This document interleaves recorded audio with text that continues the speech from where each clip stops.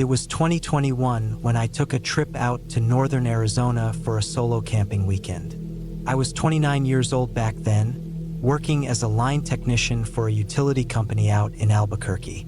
The stress was piling up that year, between overtime hours, trying to help my mom through a rough winter, and a breakup that had dragged on far too long. I needed to clear my head. I'd been planning the trip for weeks, picking a remote area far from the tourist spots, way past the reservations, out near the edges of Kaibab National Forest. The place I settled on was Coyote Hill, a little-known patch of land that hadn't seen campers in a long time, if the old hiking threads I read were anything to go by. The spot was several miles off any major road, and even further off the grid. I had to park my truck by a weathered fence line and hike almost 3 miles down an old cattle path to reach a decent flat patch of land where I could pitch my tent. I brought my 70-liter pack with 2 gallons of water, jerky, trail mix, instant oats, and some canned tuna, a simple Jetboil stove, a hatchet, first aid kit, and a good fixed blade knife were all part of the kit, along with a lightweight tarp and my sleeping bag. I packed light but smart. I was used to soloing it. The first day was uneventful. The hike in was hot but bearable, and the air smelled dry and sharp with sagebrush. I made camp under a scattering of junipers near a large outcrop of rock that sloped upward into a narrow ridge. From the top of that ridge, I could see the whole basin stretch out below. Dry washes, brush, old cow bones, and not much else. It was peaceful in a desolate way, the kind of place where you felt like the last man left on earth. No cell service, no distant traffic hum, just wind and the occasional bird cry. That night, I made a small fire from dead juniper branches I had gathered. I roasted a few pieces of jerky over the flames and watched the stars come out. You never really know how many there are until you get away from everything. I must have sat out there for 3 hours just watching, barely blinking. No phone. No distractions. Felt good. But somewhere close to midnight, I heard something off. It was faint at first, a scuffing sound, like something moving through the gravel and dry weeds maybe 30 yards out, past the edge of my firelight. I thought it was probably a mule deer or maybe a coyote. I didn't bother grabbing my flashlight right away, but I listened. Something about the rhythm of the movement was wrong. It wasn't four-footed. It had a stagger to it, and it stopped every few seconds like it knew I was listening. I stood up quietly and picked up my light. I clicked it on and swept the beam out over the brush. Nothing, just empty scrub and black shadows between the trees. But the sound stopped as soon as the light came on. I scanned around for another minute or two, then let it go. I told myself it was nothing. Arizona is full of odd noises at night. Wind can trick you. Small animals can sound bigger than they are. And I was alone. Your brain fills in the gaps when there's nobody else around. I turned in for the night, pulling my sleeping bag closed over my head inside the tent. I left the fire to burn out naturally. I didn't sleep that well. I kept thinking I heard footsteps in the brush. Faint ones, careful ones. When morning came, I felt groggy. I rolled out of the tent and went to stretch my legs. That's when I saw the prints. Just outside the camp, maybe 10 feet from the fire pit, were barefoot human footprints. One set. They led in from the brush and stopped near my pack, then turned and went back into the trees. I stood there staring for a long time, trying to convince myself I was seeing things. But they were clear. Not boot tracks, bare feet, maybe size 10 or 11. The ground was dusty and loose enough to take a good print. The weird thing, they weren't deep. Whoever made them was light, or cautious. I checked my pack. Nothing seemed to be missing, but I couldn't shake the image of someone watching me sleep. I spent most of that day hiking a little further up the ridge, just to clear my head. I took my knife and some water and went higher until I could look out even further. Saw a hawk dive after something. Saw some animal scat I couldn't place. But nothing else. No people. No vehicles. Nothing. That night, I made a smaller fire, ate quicker, slept lighter, but again, the sounds came back. Same time, around midnight, soft steps, movement just beyond the reach of the firelight. But this time I could feel it, that pressure, the sense that you're not alone. I sat up inside the tent and gripped my knife in the dark, listening to every snap and crunch outside like it was a countdown to something. But no one ever came closer. The next morning I found more tracks, but these ones were wrong. They were the same size as before, but the gait had changed. One foot was dragging slightly. The toes of the left foot splayed out wide, almost like they were trying to feel the ground. The spacing between prints was erratic, like whatever was making them was limping, or pretending to limp. I followed the prints for a bit, maybe 40 yards out.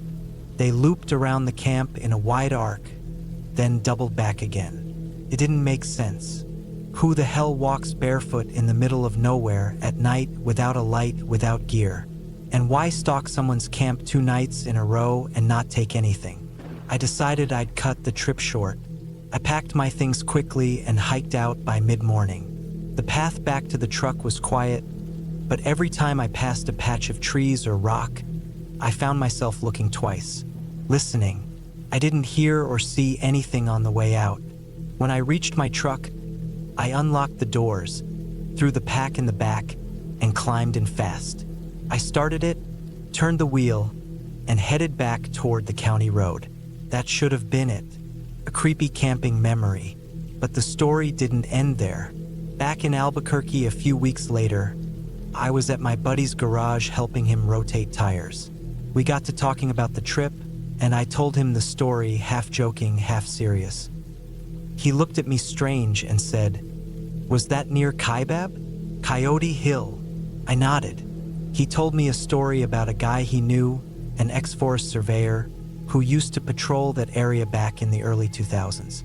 Said the guy quit after only a year because he kept finding weird signs. Bare human tracks deep in uninhabited zones, missing livestock from nearby private ranches, even torn up deer carcasses left up in trees. The kind of stuff that didn't add up. He said the guy called it skinwalker country, but not in the magical sense. More like someone out there had lost their mind and lived like an animal. A person who acted like a predator but thought like a man. That stuck with me.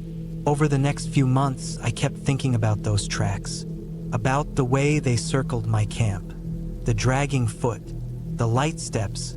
It didn't feel like a prank. It didn't feel like some random hiker. It felt deliberate, studied. A few months later, I went to a gun show and picked up a used 9mm Glock. I'd never felt the need to carry before, but something about that trip got under my skin. I haven't been back to Coyote Hill since. I've done a few more camping trips, but nothing that remote, nothing that isolated.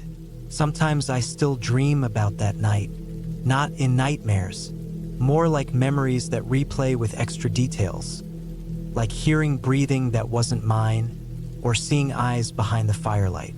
I know they aren't real memories, just my mind filling in blanks, but I do remember those prints, the quiet, the cold knot in my stomach that never went away until I was back in town. I don't think it was a skinwalker in the folklore sense. I think it was a person, someone who didn't want to be found, someone who watched from the dark, maybe a hermit, maybe a drifter, maybe worse, but they were out there, and they saw me before I ever knew they were close. That's all I need to know.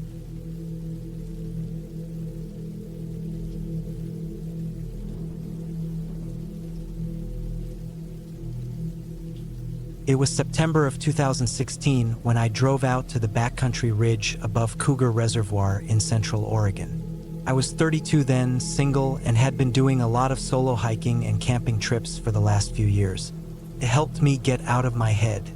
I worked in IT, mostly from home, and days blurred together unless I made a point of going outside. I didn't tell anyone exactly where I was going that weekend, just that I'd be out somewhere near the Willamette Forest for 2 nights. I had a satellite communicator for emergencies and figured that was enough. It's a mistake I still think about.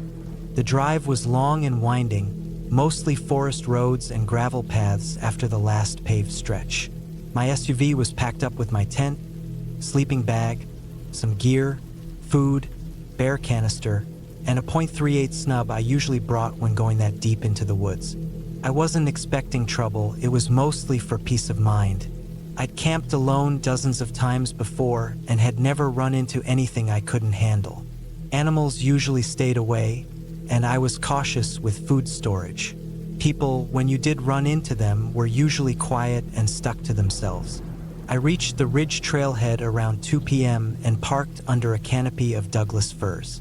The air was wet already, not raining yet, but that still heavy humidity that told you it was going to dump soon. A storm had been working its way inland from the coast, and I wanted to get my tent set up before it hit. I should have known better than to go in that deep with that weather on the way. But the solitude was part of the appeal. I hiked in about 3.5 miles to a small clearing just off a bluff that looked west over the reservoir. It was peaceful, quiet, and no one else was around. The only signs of old camps were a few blackened fire rings and some scattered charred wood. I set up the tent near a thick grouping of trees that would block some of the wind, unrolled my foam pad, sleeping bag, and checked the guy lines twice. I was trying to beat the rain. I gathered some dead wood and built a dry little pile under a rock outcrop so I could have a fire later, weather permitting. By the time I had everything settled, the sun was gone behind thick gray clouds and the first drops were starting to fall. I threw on my poncho and walked down the ridge a bit with my headlamp to check out the area. The trail wound deeper into a cluster of overgrowth, with blackberry thickets and low cedar brush. I noted a few places where the trail was washed out from erosion. The forest was dense, old growth in some parts, and had that rich, wet earth smell you only get in places where the rain seems to settle and never really go away. It started pouring as I got back to the tent. Big sheets of cold rain that slapped against the nylon and ran in loud rivulets. I ducked inside, stripped off the wet outer layer, and crawled into my bag. I read on my Kindle for a bit, but the light from the headlamp attracted a dozen little insects to the inside ceiling of the tent. So I turned it off and lay there, listening. The rain got worse around 9 p.m. Thunder started rolling in the distance. Not sharp cracks, but low, continuous booms like something big was groaning under the weight of the clouds. My tent held up fine. The ground wasn't pooling yet, but I could tell if the rain kept coming that the spot I picked might get soggy. I thought about moving, but in the dark and pouring rain, there wasn't much I could do, so I waited it out. I probably dozed off around 11 p.m. and slept lightly until I woke up cold and confused sometime after 2 a.m. I thought I'd heard something outside. It wasn't the rain, that was still pounding steadily, but something else. A soft crunch, then another, then nothing. I lay still. My heart picked up, and I reached slowly into the flap beside me where I kept the revolver. I didn't touch it yet. Just knowing it was there calmed me down a bit. The wind was gusting harder now. Branches creaked above me, and the tent wall puffed and shuddered every few seconds. I stayed awake, listening. Then I heard it again. Closer. A distinct snap, like someone stepping on a wet twig. I froze. My breath slowed. The sound was maybe 15-20 feet off. To my left, I couldn't see anything through the nylon, just the vague shadows thrown by trees under the flickering lightning. I stayed completely still. Then came the unmistakable sound of breathing, heavy and slow. It wasn't an animal, not that close to the tent. It was too steady, not sniffing or snorting like a bear, just slow inhales and exhales, as if someone were standing just outside. I stayed frozen for a full minute, maybe more. My sleeping bag was up to my chest, and I didn't dare move a muscle. Then the breathing stopped. Another crunch, a soft shuffle of movement, then silence again. I didn't sleep the rest of the night. The rain started to let up a little by 5 a.m., and I waited until the first light cracked through the trees to unzip the tent and step outside. Everything was soaked. Fog hung low across the ridge, and the forest was quiet in that eerie, damp way it gets after a heavy storm. I checked around the tent. No tracks, but the ground was all pine needles and mud, so anything could have washed away overnight. I saw a few spots where the pine needles looked like they'd been scuffed or moved aside, but that could have been from me setting up camp. I told myself it was probably an animal. Maybe an elk had wandered nearby. Maybe I dreamed the whole thing. I packed up my stove and made some coffee, trying not to think about it. But then I noticed something that made my stomach twist. On the other side of my tent, not far from where I thought the breathing had come from, I saw a small black object half buried in the wet needles. I went over and picked it up. It was a cigarette butt, fresh, not soaked like everything else. The paper was only slightly damp. It looked like it had been dropped recently, and I hadn't smoked in years. I stood there for a long time, just holding it, staring out into the trees. I packed up everything fast. I wasn't planning to hike out until the next morning, but I didn't want to stay another night. I felt watched. I kept looking over my shoulder as I broke down camp. The trail back to the truck was muddy and slick, and I nearly fell twice. But I didn't go straight back to the SUV. I stopped a quarter mile before it and moved quietly off the trail, hiding behind a thick cluster of brush. I wanted to see if anyone else had come back with me. Something didn't feel right. I stayed there for maybe 30 minutes, shivering in my wet clothes, scanning the woods, and then I saw him, a man, maybe late 40s, wearing a green poncho and dark jeans, walking slowly down the trail I had just taken. He wasn't carrying a pack, just walking with his head tilted slightly downward, scanning the sides of the path. He didn't look like a hiker. His clothes weren't the type you'd wear for an overnight trip. No visible gear, no water bottle, no backpack. And he didn't notice me, he just walked past where I was hiding and kept going down the trail. I waited until he was out of sight, then sprinted the rest of the way back to the SUV. I didn't care if I slipped. My boots were caked in mud. I got in, locked the doors, and sat there catching my breath. My hands were shaking. When I turned the key, the engine took a second to catch, and for a moment I felt pure panic. But then it turned over and I threw it into reverse and backed out, gravel spraying behind me. As I drove back down the logging road, I kept checking the mirror. I never saw him again. I passed no other cars. I didn't stop until I hit the highway. I didn't tell anyone for a while. Not because I thought they wouldn't believe me, but because I didn't really understand what had happened. Nothing technically did happen, but it changed the way I camp. I don't go alone anymore, and I always tell someone exactly where I'll be. It wasn't a ghost. It wasn't a monster. It was a man. Someone who had no reason to be that deep in the forest during a storm, walking without gear, near my tent in the middle of the night, standing silently in the dark, smoking a cigarette. I haven't been back to that ridge since. The forest didn't feel empty that night. It felt like it was watching me. And I realized that the scariest thing you can find out there isn't a creature or a legend. It's another person. And the moment you know they've been near you while you slept, without saying a word, changes everything.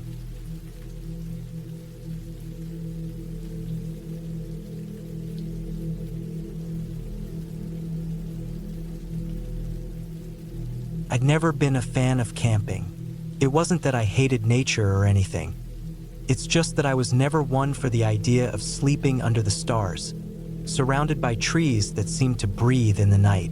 But when my friend Scott invited me to join him for a weekend trip out in the Colorado Rockies, I figured, why not? I was 29 years old, had a decent job, and honestly, I could use a break from my daily routine. So, I packed up my gear, grabbed a couple of cans of beans, and made the drive from Denver to the remote campsite Scott had picked out.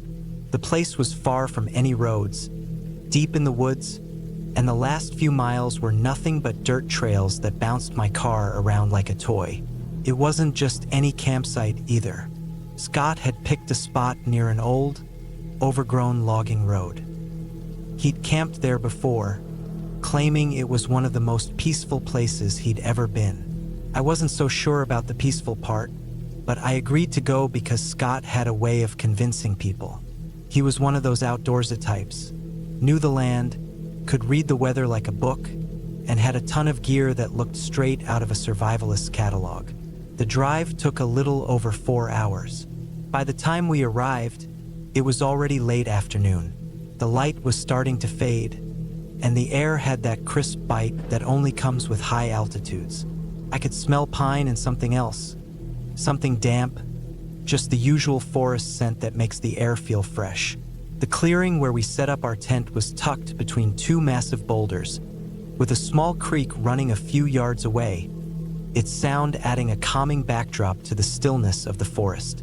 Scott was already unloading his gear when I pulled up, his truck parked crookedly in the middle of the clearing. "You made it," he called out with a grin.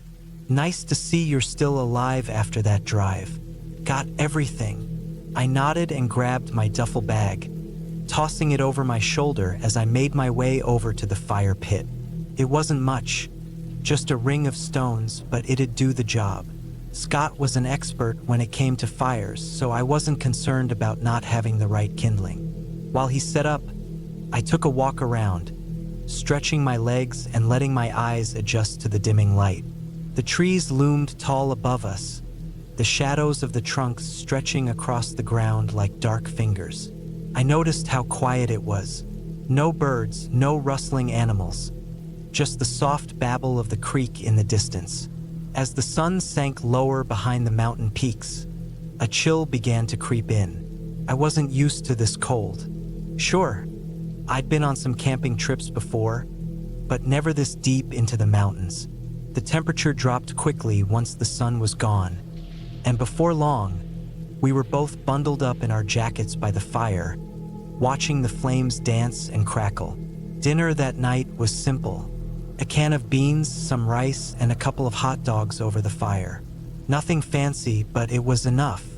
We talked about everything and nothing: our jobs, relationships, the future, while the firelight flickered in our faces. I didn't notice at first, but as the night grew deeper, the forest around us seemed to change. The sounds faded. The wind that had been gently rustling the leaves earlier had died down completely, leaving a thick silence hanging in the air. It was unsettling. First, I tried to shake it off. It's just the cold, I thought. It's just the isolation. But the longer I sat there, the more I started to feel like we weren't alone. It wasn't anything I could pin down. No movement in the trees, no weird noises, just the overwhelming feeling that someone was watching us. It was as if the forest itself had stopped breathing. Scott didn't seem to notice.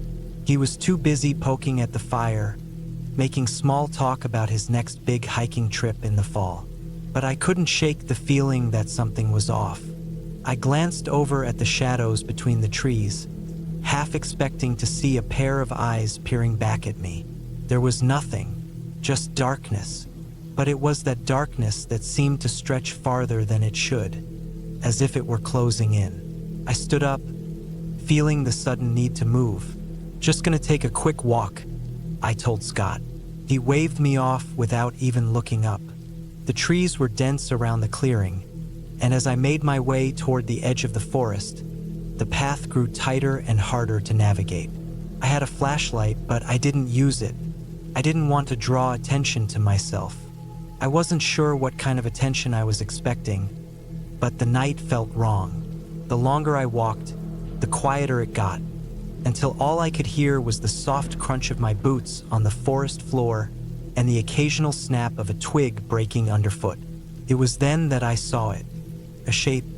First, I thought it was just another shadow, but no, this one was moving, slowly at the edge of my vision, just at the limit of where the trees thinned. My heart skipped a beat. I stopped dead in my tracks, staring into the darkness, hoping it was just a trick of the light. But it wasn't. A figure. A man, tall and lanky, dressed in dark clothes that blended with the night, was standing there, just barely out of the reach of the dim light from our campfire. He didn't move, just stood there, as still as the trees around him. I couldn't make out any features, just a vague shape in the darkness, but I could feel his eyes on me. I should have turned around and gone back to camp, but something kept me rooted to the spot. After what felt like an eternity, the figure shifted, moving deeper into the forest. It was as though he wanted me to follow him. And for some reason, against every instinct in my body, I did. I don't know why I did it. Maybe it was curiosity. Maybe it was the odd sense of familiarity that came with seeing him. Maybe it was a stupid desire to prove I wasn't scared. But whatever it was, I found myself pushing through the underbrush, trying to stay as quiet as possible as I followed the figure further into the forest. The trees grew thicker the farther I went, and the silence was oppressive. It was as though the forest was holding its breath. I couldn't shake the feeling that I was walking into something I didn't understand. After a few more minutes, I stopped. I couldn't see the man anymore. He had vanished into the trees, and the only sound left was the soft rush of the creek far behind me. I stood there, listening, trying to decide whether I should keep going or turn back. That's when I heard something. It was a voice, quiet, distant, almost like a whisper. It was coming from somewhere ahead of me, but it wasn't in any language I recognized. The sound of it twisted something inside me, something primal that told me I was way out of my depth. Without thinking, I turned around and started walking back toward camp. I didn't look behind me. I didn't need to. I could feel whatever it was following me, close behind, but just out of sight. When I got back to the camp, Scott was still by the fire, the flames casting an orange glow on his face. I tried to shake off the tension in my body as I sat down next to him, but I couldn't. "You all right?" he asked, finally noticing my wide eyes and tense posture. "Yeah," I lied, my voice a little shaky. "Just needed some air." The rest of the night was uneventful. We finished up our food, talked a little more, and eventually turned in for bed. But I couldn't sleep. I kept hearing things outside the tent. Footsteps, branches snapping, the rustle of leaves. But every time I unzipped the tent to check, there was nothing there. By morning, the feeling of being watched was gone. The sun had risen, and the world felt normal again. The forest was alive with birds, and the air was warmer. It was like nothing had happened at all. But as I packed up my things and started to leave, I couldn't shake the memory of the figure, standing there in the dark, waiting. Scott seemed completely unaffected by the night. He was already up, packing his stuff with a smile on his face, talking about how we should make this a regular trip. But as I looked at him, I couldn't shake the feeling that I wasn't the only one who'd seen something out there in the forest. It wasn't until we drove back down the mountain and hit the main road again that I let out a breath I didn't realize I'd been holding. The unsettling feeling was still there, though lingering like a shadow. But I was safe, and the man in the forest was gone. I never went camping again after that trip. And while I never told Scott about what happened, part of me wonders if he had seen the figure too. Maybe he knew more about that place than he ever let on.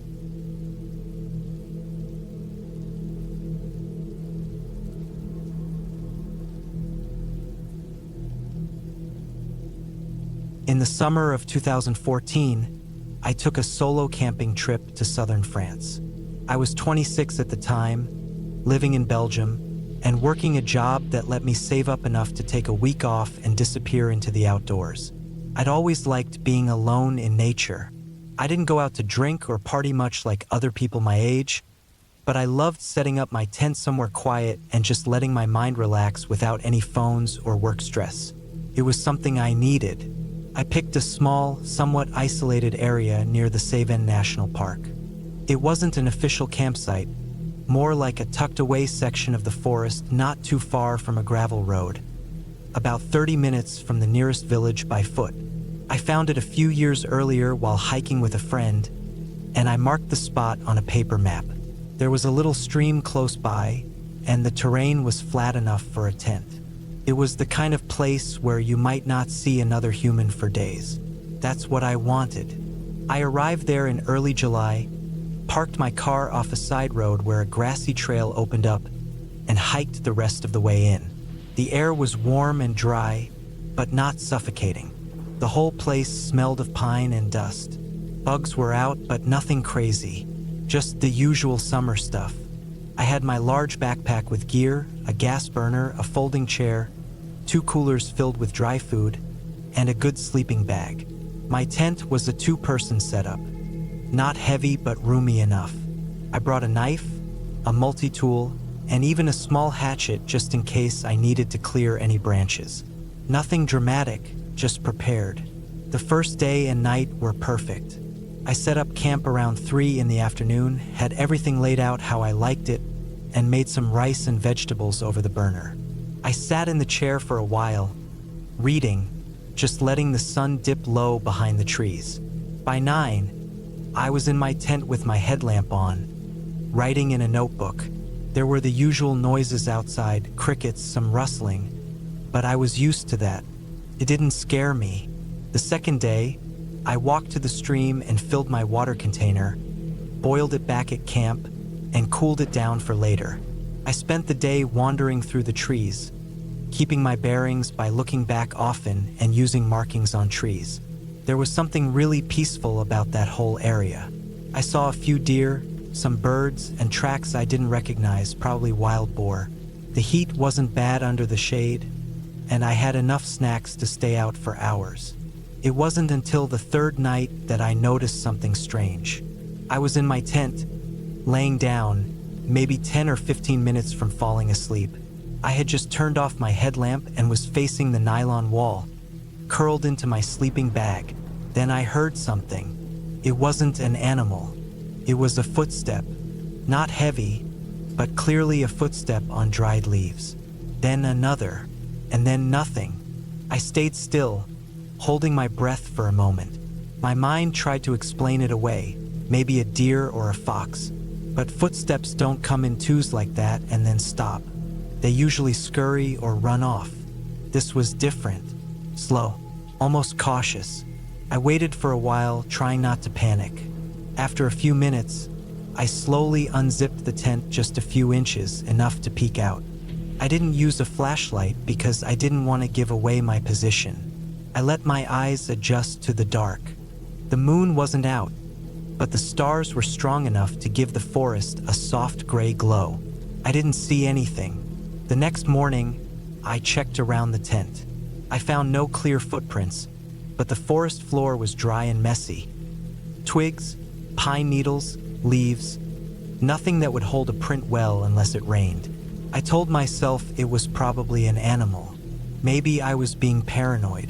The fourth day, I stayed closer to camp. I read more, collected some dry wood just for the feeling of doing something, and didn't venture far.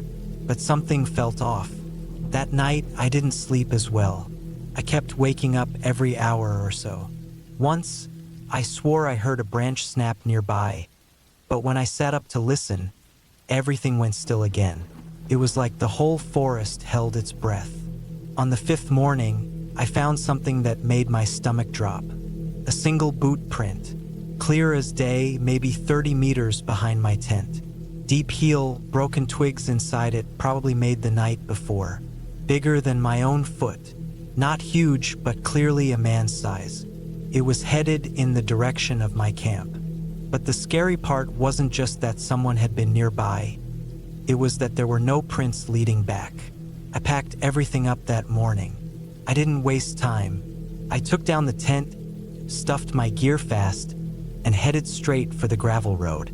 I walked fast, heart racing, constantly looking behind me, but no one followed. I reached the car in one piece, threw everything in the back, and drove. I didn't have a hotel or backup plan, So I went to a bigger village about an hour away and paid for a cheap roadside motel. It was old, smelled like cigarettes, but I didn't care. I stayed there the whole day and most of the night. I was planning to drive back home the next morning. I tried to calm myself, kept telling myself it could have been a hiker. Maybe they didn't even see my tent. Still, something felt wrong. Why would someone be walking that deep into the forest at night without making noise and stop so close? At around 2 in the morning, I couldn't sleep. I was lying in bed when I realized I left one of my coolers at the site. The smaller one. It had a couple of energy bars, a can of tuna, and some basic supplies. Nothing major, but I hated leaving trash behind in nature, and I knew it was sealed tight, probably untouched. I was angry at myself. Stupidly, I decided to go back. I left at 5 in the morning, as soon as the sky began to lighten. I figured I'd get in, grab it, and leave. I didn't bring much, just a flashlight, the car keys, and my multi-tool. No backpack. I left the car at the same pull-off, walked fast, didn't stop. I kept telling myself it was fine. The place would be exactly how I left it. When I reached the site, it looked normal at first. The logs I sat on were still there. The old fire ring was cold. But then I noticed something. My cooler had been moved. It was about 15 feet away from where I remembered it, sitting crooked, half buried in pine needles. The lid was open. When I got closer, I saw that the contents were gone. Not eaten, gone, like someone had taken them. But what chilled me was the cigarette butt beside it, burned down to the filter, still fresh. No view. Someone had been there. Recently, I backed away. I was about to turn around when I saw him. A man, standing maybe 50 feet away, halfway behind a tree, just watching. Not moving, not hiding either. He was just there. He wore an old dark jacket, the kind with patches near the elbows, and cargo pants that looked dusty. He had a short beard, maybe in his 40s, with deep lines on his face. I couldn't see his eyes clearly, but I knew he was staring at me. We stood there for what felt like minutes, but was probably only 20 seconds. He didn't say anything. Neither did I. I just turned and walked away, steady and quick, not running, trying not to give him a reason to follow. I didn't look back until I was near the gravel road. When I finally did, he was gone. I got in the car and drove straight home. The rest of the week was a blur. I kept going over the details again and again. I couldn't figure out what he wanted. Had he been watching the whole time? Was he living out there, waiting for someone like me to be alone? I reported it to the local gendarmerie, but they didn't take it seriously. There were no crimes, no assaults, no stolen property beyond a cooler. They said it was probably just a squatter or another camper. That area had a few off-grid folks, apparently. But I know what I saw, and I know how it felt. It wasn't a misunderstanding. That man wasn't there by accident. He didn't look surprised or confused when he saw me. He looked like someone who had been watching me for days. Quietly, patiently. After that, I didn't camp alone again for a long time. It changed how I looked at being in the woods. It wasn't fear of nature anymore. I still love the trees, the wind, the quiet. But now I think more about who else might be out there, who might be watching from the shadows, waiting in silence, walking on dry leaves in the dark. Years have passed. I'm 37 now. I go camping sometimes, but only with friends. I still have that map with the old spot marked, but I've never returned. I don't want to know what I'd find, or if he'd still be there.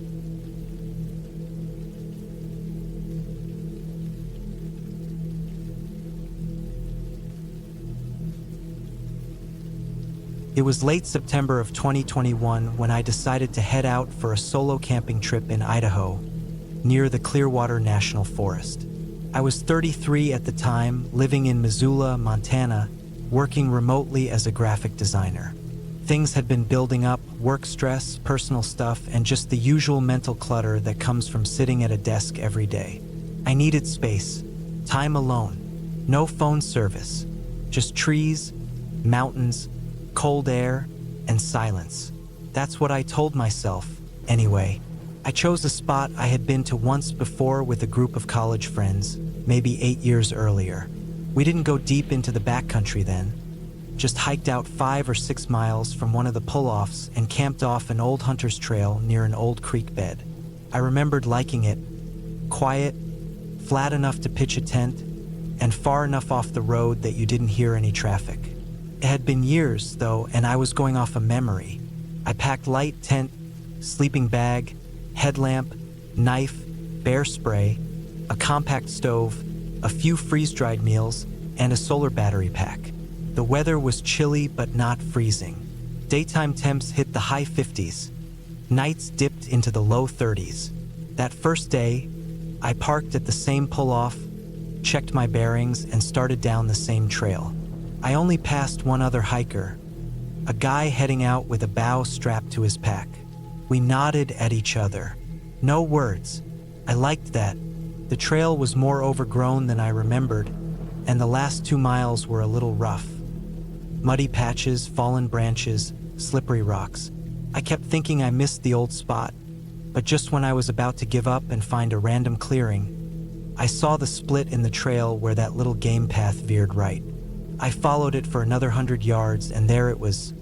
Flat, mossy ground, a fire ring made from stones someone had set up years ago, and the faint sound of a creek trickling maybe 50 yards away. I pitched my tent near a fallen log, right at the edge of the trail. Not directly on it, but close, maybe 15 feet off.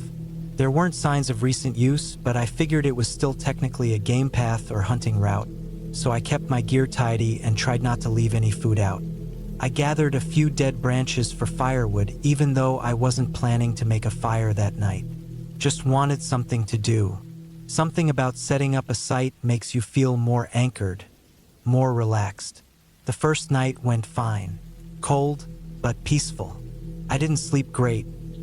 My body always needs a night or two to adjust, but I wasn't spooked or anything. Woke up to birdsong and frost on the outside of my tent.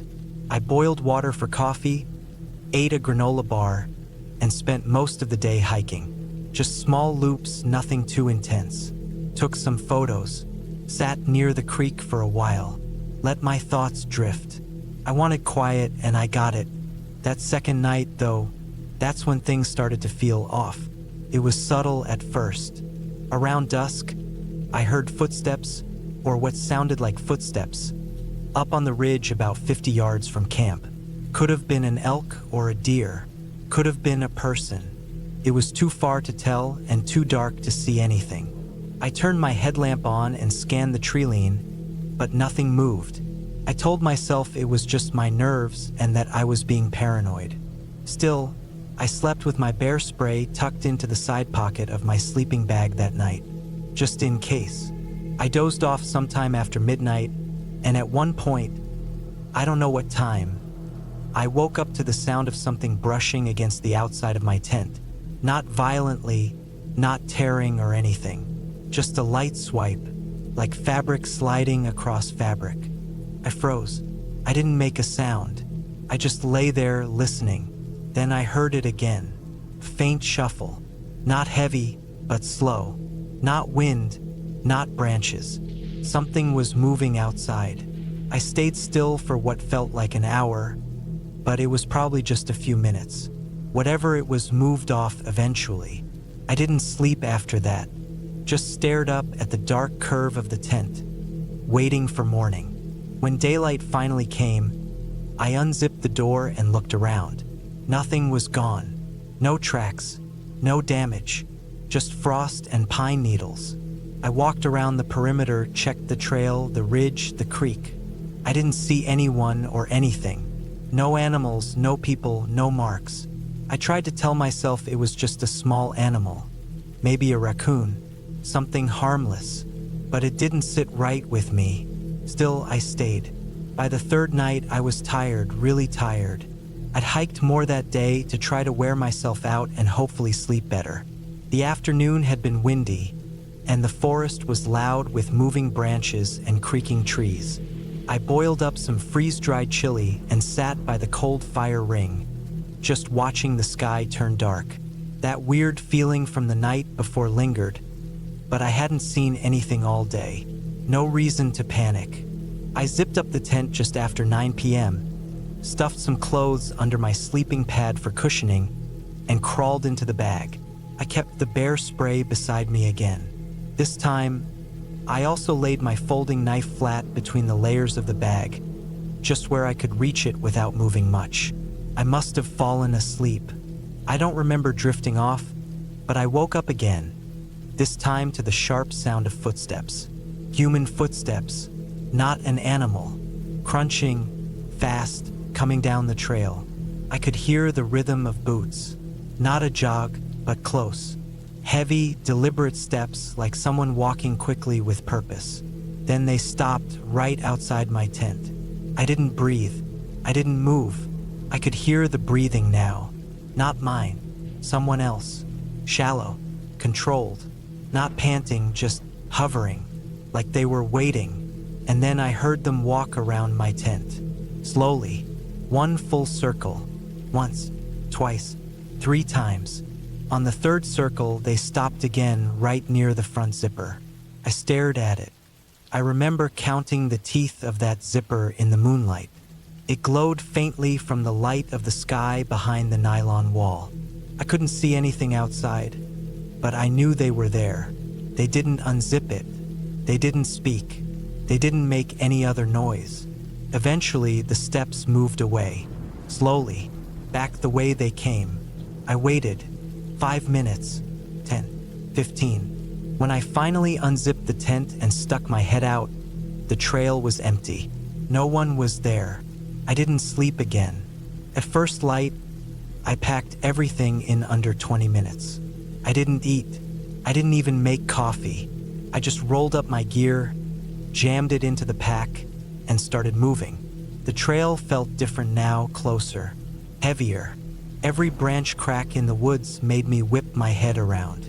I didn't see anyone on the hike back, but about halfway, maybe 2.5 miles from the pull-off, I stopped at a small bend in the trail where the trees opened up. I needed water and I wanted to take a break. I crouched by a stream, filled my bottle, and sat on a flat rock. And that's when I saw it. Bootprints. Fresh ones. 2 sets. One set coming from the same direction I had. Another set joining from the ridge above, just where the trail dips. They were shallow but clear enough to read. One pair was larger, maybe size 12 or 13, and deep. The other were smaller but wider. Maybe hiking boots. Maybe tactical. I don't know. They'd been following me, or waiting. I stood up and didn't sit again until I reached the truck. I didn't even stop to catch my breath. I slammed the tailgate shut and locked the doors before I even took my boots off. I drove the full 3 hours back to Missoula without stopping, heart racing the whole way. I filed a report with the local forest ranger the next morning, just in case. Gave them GPS coordinates of where I camped, what I saw, what I heard. The ranger took notes but didn't seem too surprised. Said there were more people living off-grid out there than most realize. Some don't like strangers. That was the last time I went camping alone. I still go sometimes, but only with friends. And never off-trail. Never without cell service. And I never ever pitch a tent that close to a trail again.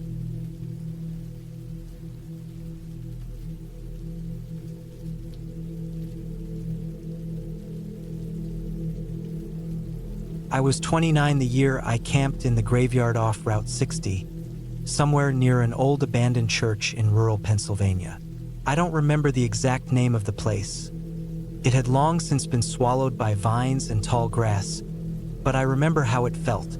It was that kind of sharp, heavy silence that clings to places that have been forgotten. I'd been living out of my old blue Ford Ranger for a few months at that point. I had some savings, but I was burning through it fast, traveling around with no real destination. I had left my job in Ohio where I worked as a mechanic at a chain garage. No wife, no kids. I just wanted to be nowhere for a while. So I was driving east when I saw a weathered wooden sign on the side of the road.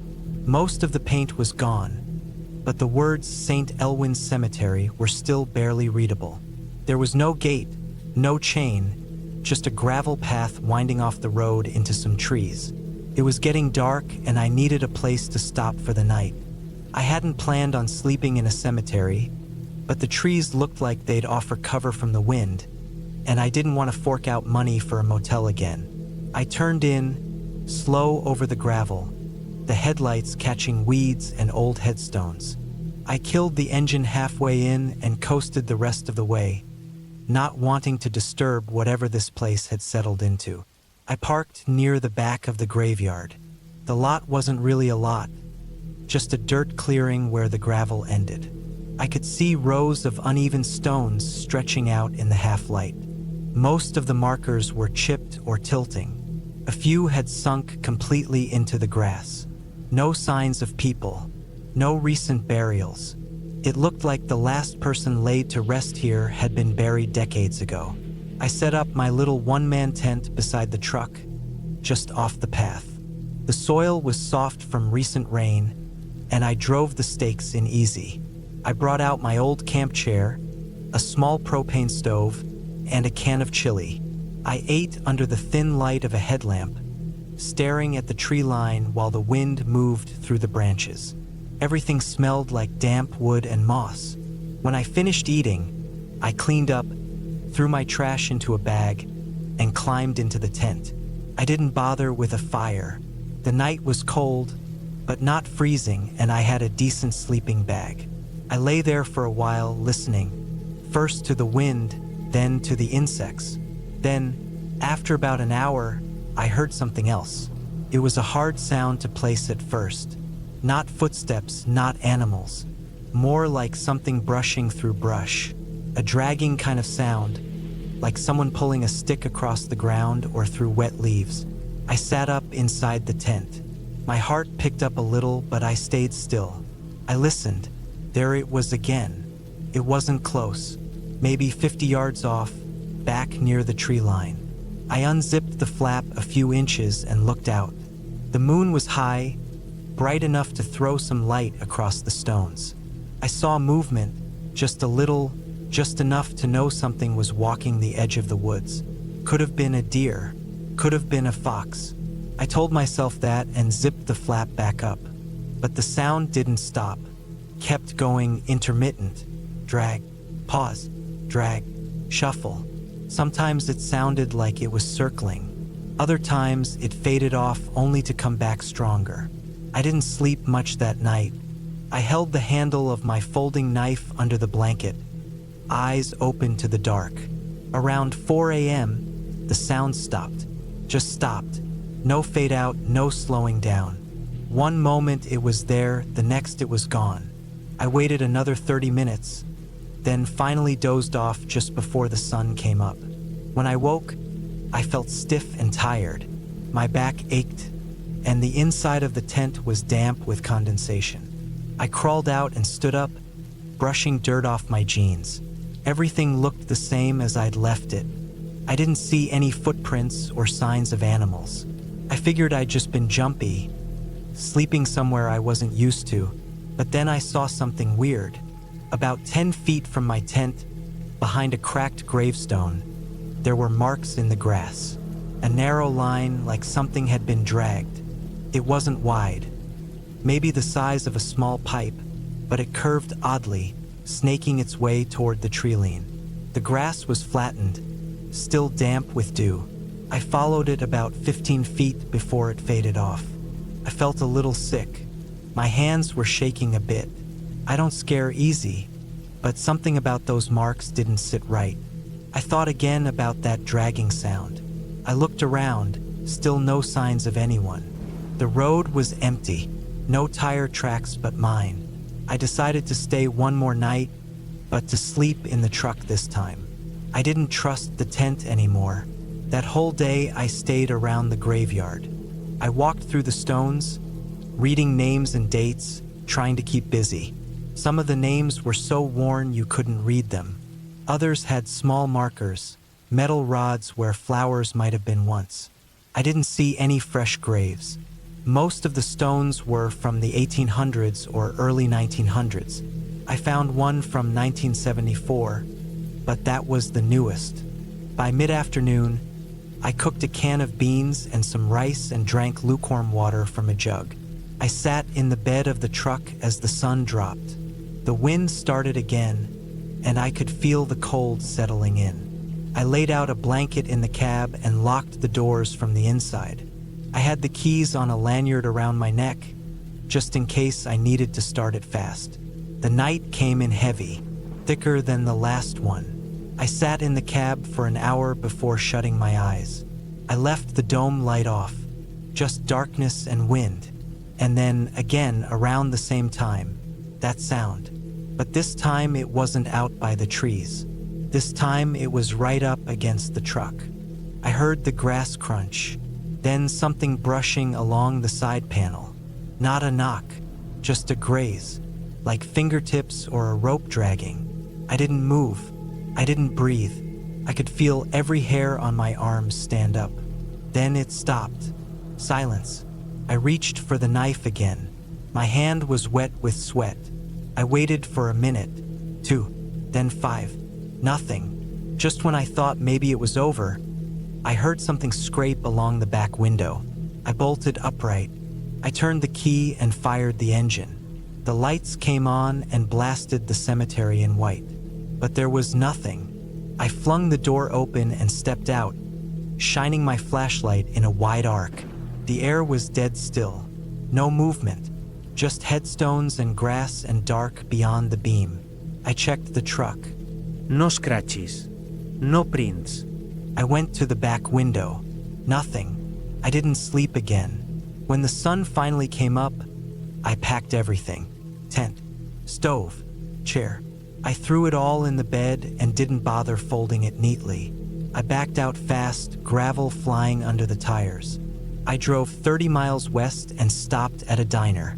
Sat at the counter and drank 3 cups of coffee without saying a word to anyone. I looked in the mirror behind the bar and saw how pale I looked, how sunken my eyes were. That was the first time I ever felt like something had been hunting me. Later that week, I looked up the cemetery online. Took me hours to even find a mention of it. Turns out it had been decommissioned in the late 70s. The church next to it had burned down in 1981. Nobody buried there since. But the creepiest thing? In 1994, a man went missing in those woods. Hunter from Pittsburgh, parked near the same gravel path. His truck was found 3 days later. No sign of him. The case was still open. That was enough for me. I never went back. Never camped near a graveyard again. And I don't care what anyone says, it wasn't a ghost. It wasn't some urban legend thing. It was real. Something or someone was in those woods, watching, moving, waiting, and whatever it wasn't afraid of me. But I was sure as hell afraid of it. I've told this story a few times since. People usually laugh or try to guess what animal it was. Cougar? Coyote? I stopped arguing. Let them think what they want. I know what I heard. I know what I saw. And I know I got out. That's what matters.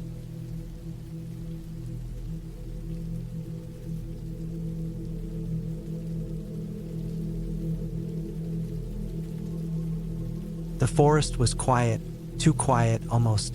There's this strange, unsettling silence that falls over you when you're out in the woods, away from the usual noise of cars, people, and the hum of city life. It was around 10:30 p.m. when I arrived at my campsite in the Adirondacks, a few miles from the nearest town.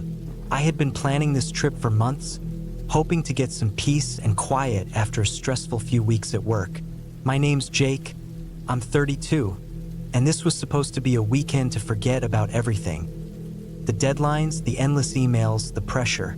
But from the moment I set up my tent, I felt this unease creeping up my spine. I couldn't shake the feeling that I wasn't alone. I drove in a beat-up 2008 Subaru that I'd bought a couple of years ago. It wasn't much, but it worked.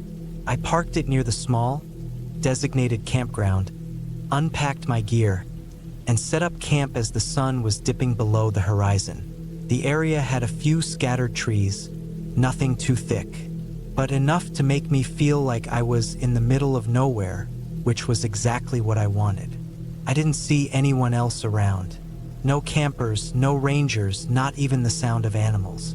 Only the occasional rustle of the wind through the trees, which sounded more like whispers than anything natural. The campsite was supposed to be a popular spot, but tonight it felt empty, deserted, like it had been abandoned for years. But that was ridiculous. I checked the map before coming here, and there were still signs of recent use. Footprints on the trail, a fire ring that looked fresh. Still, something about the place seemed off. I shook off the feeling and started a fire. It was the only way to make myself feel better. I wasn't going to let my mind wander. Not here, not now. I cracked open a beer and leaned back on my camp chair, letting the warmth of the fire melt away the tension in my shoulders. The stars above were bright, the night was crisp, and for a while, I thought I could actually relax. But that stillness lingered, like something was waiting. By midnight, the fire had burned low. I was already half asleep, my eyelids heavy, when I heard it. Faint sound, the crunch of leaves underfoot. At first, I figured it was just an animal, a deer or a raccoon, maybe, but the sound was too deliberate, too steady. It wasn't like the random, erratic movements of animals. It was as if someone was walking toward my campsite. I froze, my heart beat in my chest, too loud. I listened intently, holding my breath. The sound was unmistakable now, heavy footsteps coming closer. I reached for the flashlight I'd left by my side, but before I could grab it, the noise stopped. I waited for what felt like forever, straining to hear. Nothing. Absolute silence. Then, just as I was about to brush it off as my imagination, a twig snapped, so loud it felt like it was right beside me. I snapped my head toward the sound. Nothing. The fire flickered, casting long shadows against the trees. I took a deep breath, trying to calm my racing thoughts. Get a grip, I muttered to myself, standing up and grabbing my flashlight. I aimed it toward the edge of the clearing. There was nothing, just the flickering shadows of the trees swaying in the breeze. I stepped closer to the edge of the firelight, scanning the darkness. My feet crunched against the ground, every movement amplified in the quiet. Nothing. I felt like a fool. It was probably just a bear or a raccoon, or even a person out for a walk. It wasn't unusual to see hikers in these parts. Still, I couldn't shake the feeling that I was being watched. I walked back to my camp, trying to laugh it off, but the unease hadn't left. I decided to go to bed. The tent felt like a safe, enclosed space, away from whatever might be lurking in the dark.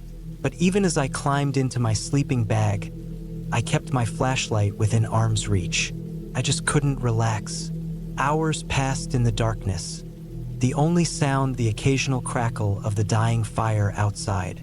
Just when I thought I might drift off, I heard it again. A soft rustling in the brush, then footsteps, slow and deliberate. I sat up, heart racing. This time, the sound wasn't distant. It was close, too close.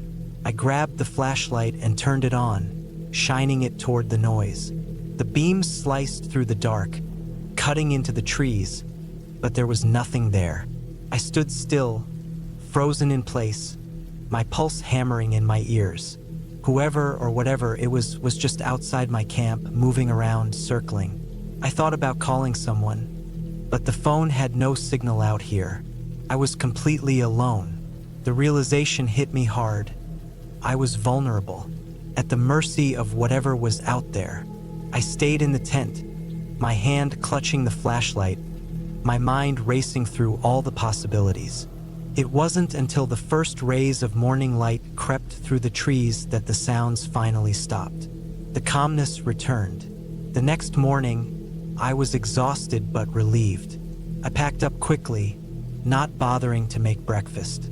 I couldn't shake the feeling that something had been out there all night, watching me. I didn't even want to stay long enough to find out. I drove away, leaving the campsite behind, but the image of those dark trees, the sound of footsteps still echoed in my mind. I had no explanation for it. I never saw anyone, never heard a voice, but something was out there and I wasn't going back. And that was the end of it. I'd like to say I never camped again, but I did, just not there. I went to other places. I never found anything that quite matched the same strange feeling. But I always remember that night in the Adirondacks, and I wonder, was I just paranoid? Or was someone really watching? The mystery stayed with me for years, and it never really let go. That night was the start of my realization that there are some places in the world where the feeling of being watched is too real to ignore.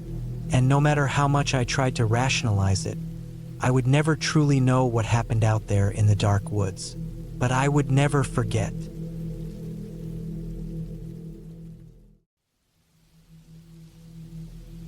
It was early fall in the Adirondacks, 2016. I had been looking forward to this camping trip for weeks.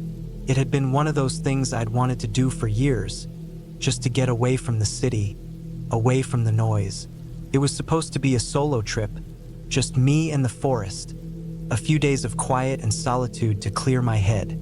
I'd packed my backpack with all the essentials.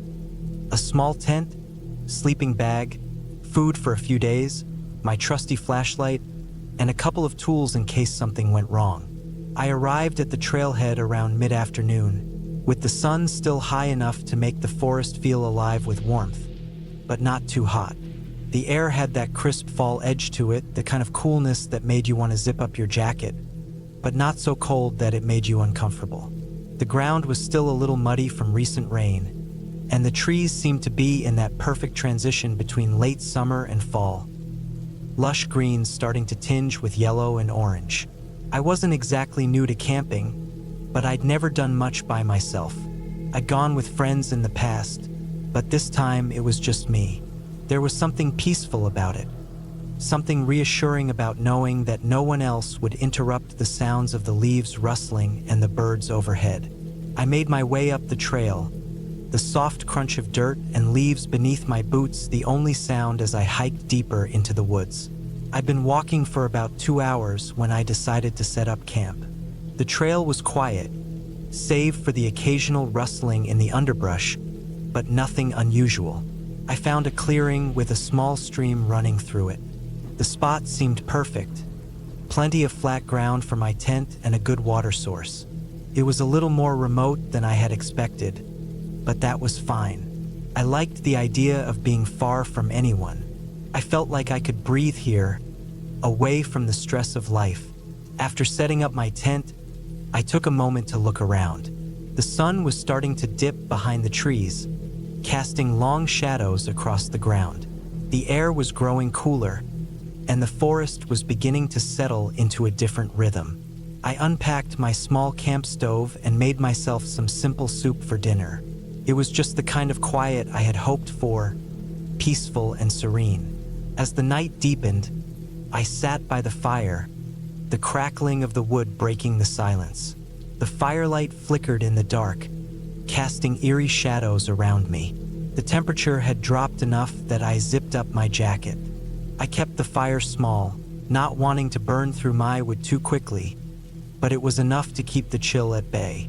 I had brought a book, but I wasn't in the mood to read.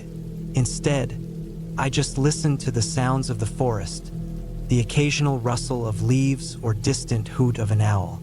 I didn't realize how tired I was until I started to nod off next to the fire. The warmth from the flames was lulling me into a drowsy haze, and I knew I needed to get some sleep if I was going to hike the next day. So I extinguished the fire, making sure the embers were completely out, and crawled into my tent. The first few hours of sleep were uneventful. The wind outside rustled the leaves in the trees, and the occasional snap of a branch kept me from fully relaxing, but nothing too unsettling. That was until I woke up in the middle of the night. It was just past midnight, the forest dead silent. I woke with a start, heart pounding, though I couldn't figure out why. It was like something had stirred me from sleep, but there was no obvious reason. I lay there in the dark, listening, trying to place the sound that had woken me. First, I heard nothing. Then, faintly, there was the sound of something moving in the distance. The kind of sound you might hear if someone was walking through the underbrush. Branches snapping and leaves rustling. But what unsettled me was how soft and slow the movement was, almost deliberate. My mind raced with possibilities. Was it another hiker? A bear? A deer? Maybe it was nothing. But then again, it didn't feel like nothing. I waited, straining my ears, trying to listen for any other sounds. The forest was unnervingly still, save for the strange, careful movement somewhere beyond my tent. It was coming from the left, just past the small stream.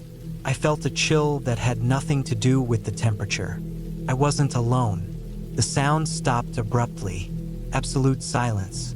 My heart hammered in my chest, and my breath caught in my throat. I didn't want to make a sound.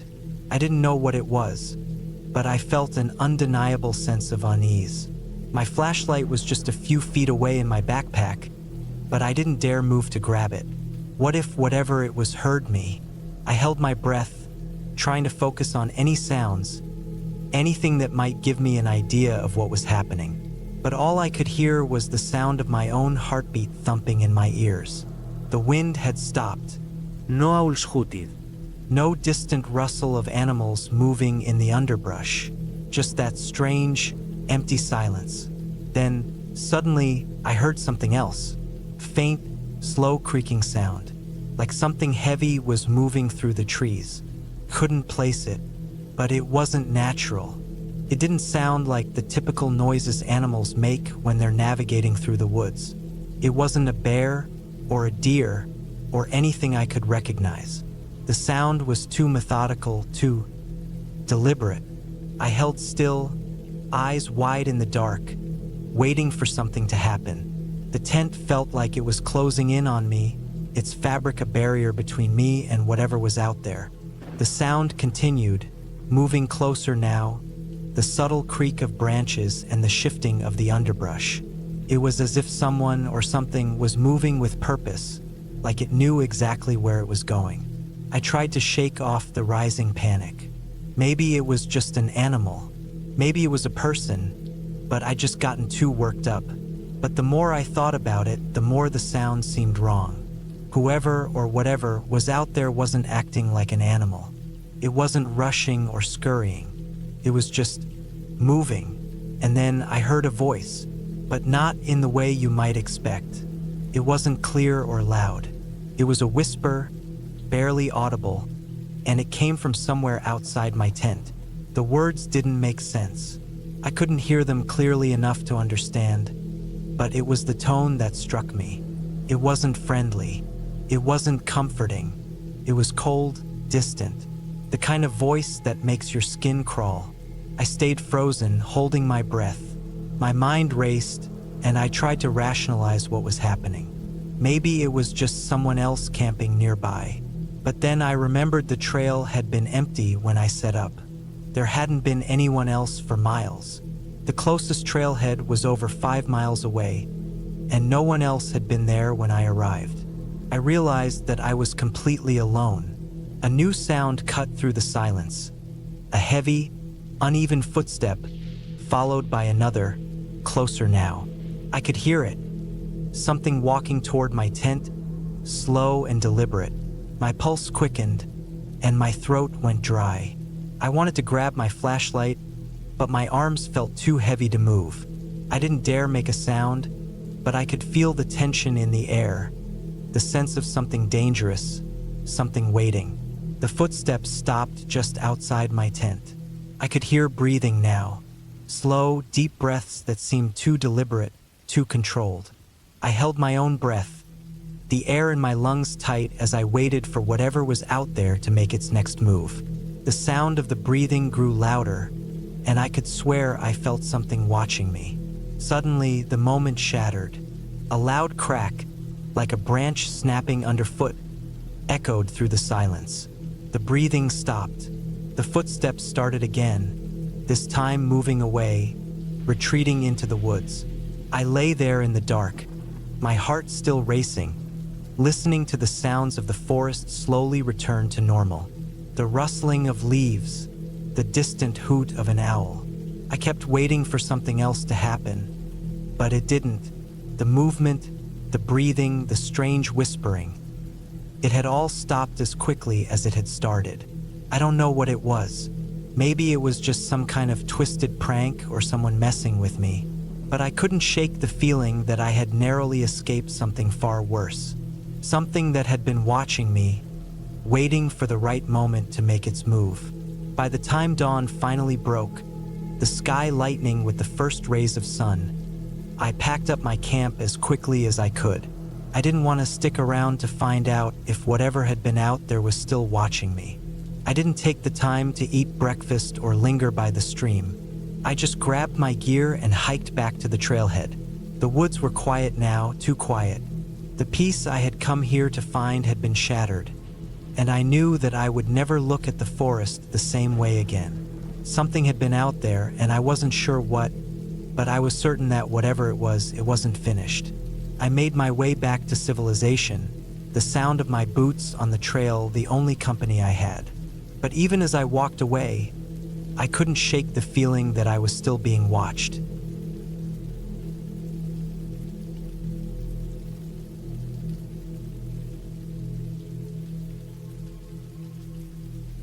I went on that trip in the summer of 2014. I was 29 years old at the time, and I remember because I had just left my job at a construction supply company in Salt Lake City. I had saved up a little money, and I didn't have anyone depending on me. No girlfriend, no kids. So I decided to take a few weeks and just go camping. I had this idea that I'd drive around Utah and parts of Arizona, hike a little, sleep under the stars, clear my head. Just me, a tent, and whatever I could fit in the back of my SUV. I'd done a lot of camping before. I was always into it growing up. My dad was the type who didn't believe in hotels. Even when we'd visit family in other states, he'd park us in some national forest or BLM land for a few nights and pitch a tent instead of booking a motel. He said it was freeing. As a kid, I didn't always get it, but I think I understood better as I got older. There's something about being alone out in the open, away from phones and people and engines and streetlights. It's not peace exactly. It's more like stillness, a sort of hollow quiet that you can only get in places where no one else is. I liked that. I wanted it. I planned to camp in a mix of places, some legit campgrounds, some off-grid spots. I had my own water jugs, food, propane, first aid kit, and a solid 2-person tent. I wasn't dumb about it. I knew how fast things could go south in the desert. I kept paper maps with me in case I lost cell service, which happened often. I also brought a Ruger .357 revolver with me, mostly for peace of mind.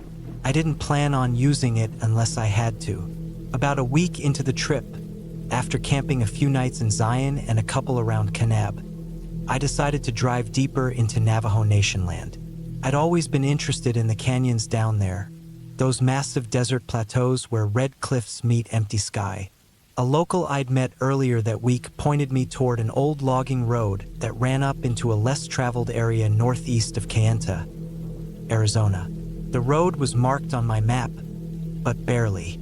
It didn't even have a name. He told me it was public land, technically, and that I'd probably have the whole place to myself. I liked that idea. The turnoff was easy to miss. There was no sign, just a gravel path cutting between 2 scrubby hills. The road was rough, but my SUV could handle it. I drove maybe 30 minutes up that path until I reached a kind of basin. Flat, wide-open desert, rimmed with cliffs on all sides. There were juniper trees and brush here and there, but not much else. No tire tracks, no other people. I couldn't even hear planes overhead. Just wind and the occasional bird call. Felt perfect. I parked beside a tall juniper and walked a little ways out to find a spot for my tent. I picked a slight rise near some boulders, so I'd be able to see in all directions. I set up my tent, laid out my sleeping bag, and got a small fire going with dry wood I'd brought. I heated up a can of chili and ate it while watching the sun go down behind the cliffs. Everything turned orange and gold and then slowly faded to a deep purple. That first night was calm, quiet. I remember how bright the stars were. No clouds, no moon, just a sky full of white.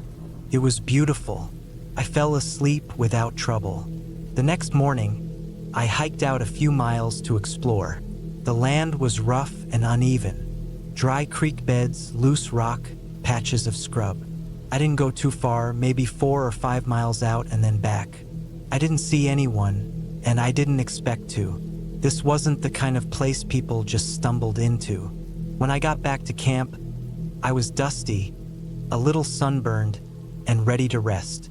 I ate a protein bar, drank some water, and dozed off in the shade near my tent. It was late afternoon when I first noticed something strange. I'd just woken up from my nap and was sitting with my back against a rock, looking out across the basin. The air was still, and the heat shimmered along the horizon. That's when I saw movement. First, I thought it was just an animal. Coyote, maybe. It was far off, probably half a mile away, and low to the ground. But the way it moved didn't sit right with me.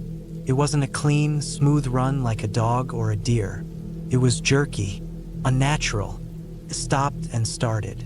Sometimes it would stand still for several seconds, then dart forward, then drop back down. I watched it for maybe a minute, trying to make sense of it. I wasn't scared, just curious. But something about the way it kept its distance, staying just close enough to be seen, bothered me. I went back to my tent and got my binoculars. When I looked through them, I couldn't find it at first. I scanned the area where I'd seen the movement, but it was just scrub and sand. Then, as I was about to lower the binoculars, I caught a flash of motion again. This time, I saw it more clearly. It was a person, or at least it looked like one. They were crouched low, wearing what looked like dark, ragged clothes. No pec, no gir, no visible veapon. Just hunched there among the rocks, looking in my direction. I couldn't see their face. They didn't wave, didn't call out, just crouched. Still, I lowered the binoculars and stood there for a while, watching. I didn't move. Neither did they. Eventually, I turned back to my camp. I tried to shake it off. I figured maybe it was a hiker who'd gotten lost, or a local. Maybe they were just out scouting for something. I didn't know, but I didn't like how they didn't try to approach or make contact. That was what kept bothering me. That night, I didn't sleep as easily. I kept the fire going longer than usual. I kept the gun closer to my sleeping bag.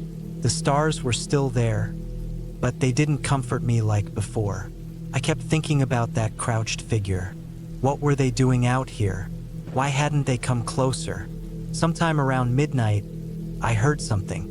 It wasn't loud, just a crunch, like a footstep on gravel. Close. I sat up fast, heart pounding. I didn't call out. There was no one to call to. I just listened. Another step, then nothing. I unzipped the tent slowly and peeked out. The fire had died down to embers, so I couldn't see much. Just shadows, the outline of the rocks, the dark trees. I scanned the area for movement but didn't see any. Then I noticed something near the edge of my camp.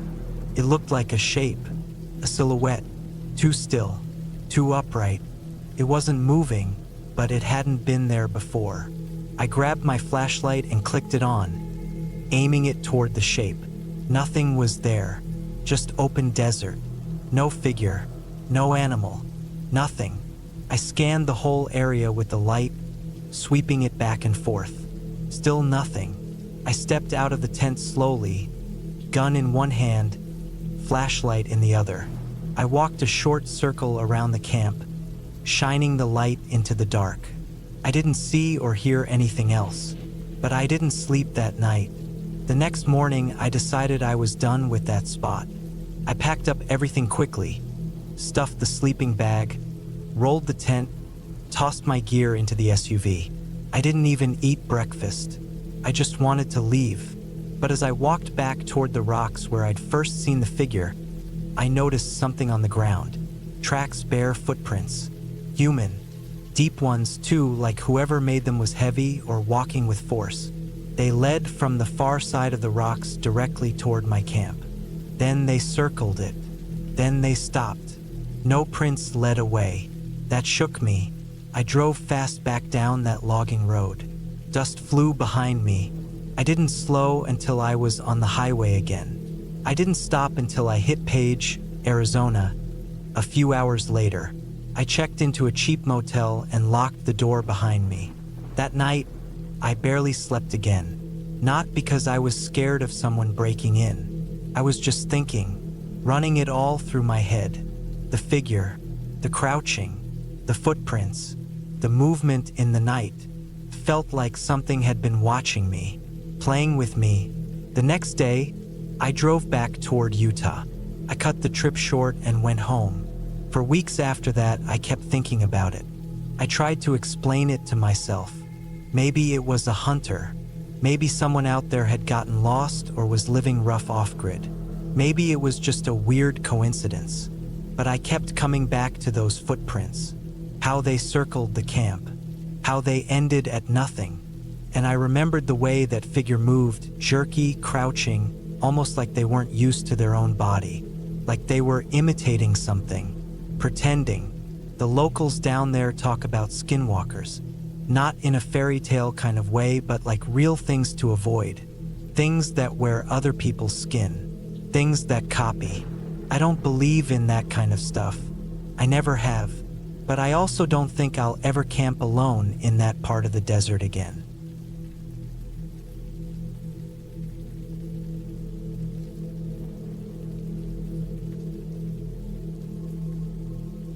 It was late September when I decided to go camping in the mountains of Wyoming. I had been thinking about it for months, needing to get away from the rush of city life and spend some time alone in nature. No distractions, no people, just me and the wilderness. I didn't want anything fancy. I wasn't one for glamping or fancy campgrounds, so I chose a more remote spot in the Shoshone National Forest, somewhere a bit off the beaten path. I arrived at the trailhead at around noon, the sun already dipping low behind the peaks. I'd seen the weather forecast, and it was supposed to be clear skies for the next couple of days. But you never know in the mountains. The air felt cool and crisp, with just a hint of autumn, a reminder that winter was on its way. The trail wasn't anything too difficult, maybe 5 miles in total, but the first mile was steep. I wasn't carrying too much gear, just the essentials. Tent, sleeping bag, food for a few days, a flashlight, and my rifle. I wasn't hunting, but I always carried it with me for peace of mind. There had been rumors of wolves in the area, and though I wasn't particularly worried, it was better to be prepared. The forest was quiet as I made my way deeper into the woods. The only sounds were the rustling of the wind in the trees and the crunch of my boots on the dry ground. The further I went, the more isolated it felt, the air growing even cooler, the shadows lengthening as the afternoon sun continued to dip. Eventually, I found a small clearing beside a bubbling creek and decided this would be as good a spot as any to set up camp. It wasn't long before I had my tent pitched and my campfire going. The crackling of the fire was comforting, and the smell of wood smoke filled the air. I sat down, propping myself up against a rock, and just stared into the flames. I didn't need to do anything. No deadlines, no obligations. Felt good to be away from it all. As evening came, I started to get the feeling that something wasn't quite right. It wasn't anything overt, more like a sense that I wasn't alone. I told myself it was just nerves. I'd camped alone plenty of times before, but there was something about this place that felt different. The forest around me seemed denser, the trees taller, their dark trunks twisting in strange ways, their branches moving eerily in the wind. I shrugged it off and focused on cooking my dinner. The sun finally set, leaving the sky painted in streaks of orange and purple. The firelight flickered, casting long shadows across the ground. I ate quickly, not particularly hungry but not wanting to waste time either. Afterward, I cleaned up, made sure the fire was contained, and sat back down to relax. The sky had turned dark, the stars now sparkling overhead like diamonds scattered across velvet. I tried to read a book I'd brought, but my eyes kept wandering toward the trees. The feeling of being watched was growing stronger now. I shook my head, telling myself I was just paranoid. It wasn't anything. Still, I couldn't shake the unease. The night seemed to stretch on forever, the silence almost suffocating. The only sounds now were the occasional rustle of leaves or the distant cry of a coyote. I kept my rifle close by just in case. It was foolish, I knew that, but it was a comfort. I finally decided to turn in for the night. I crawled into my tent and zipped it up, trying to push the creeping anxiety out of my mind. But sleep didn't come easily. I tossed and turned, listening to the sounds of the forest outside. It wasn't until well past midnight that I finally drifted off, though my dreams were restless, filled with dark shapes and the distant echo of footsteps. I woke to the sound of something moving outside my tent. At first, I thought it was an animal, maybe a deer or a raccoon, but as the noise continued, I began to wonder if it was something more. It was too deliberate, too steady, like footsteps, slow, measured, and cautious. I lay still, holding my breath, straining to hear. The sound came closer, stopping just outside my tent. I could hear the soft crunch of dirt and twigs, the low rasp of breathing. My heart pounded in my chest, the sound of it deafening in the stillness of the night. For a long moment, nothing moved. The only sound was the distant rustling of leaves in the wind. I tried to calm myself, thinking it might be some curious animal, though the thought didn't make me feel any better. I gripped my rifle, keeping it close by, but didn't move. If it was an animal, I didn't want to make any noise and startle it. Then the sound came again, a soft shuffle, like someone or something was pacing just beyond the edge of the tent. I could hear the creak of old wood, the faintest scratching sound. It wasn't an animal. I didn't know what to think. My mind raced, trying to come up with an explanation. Maybe someone was lost, but that didn't make sense. The nearest trailhead was miles away. No one else would be out here this deep in the woods, especially not in the middle of the night.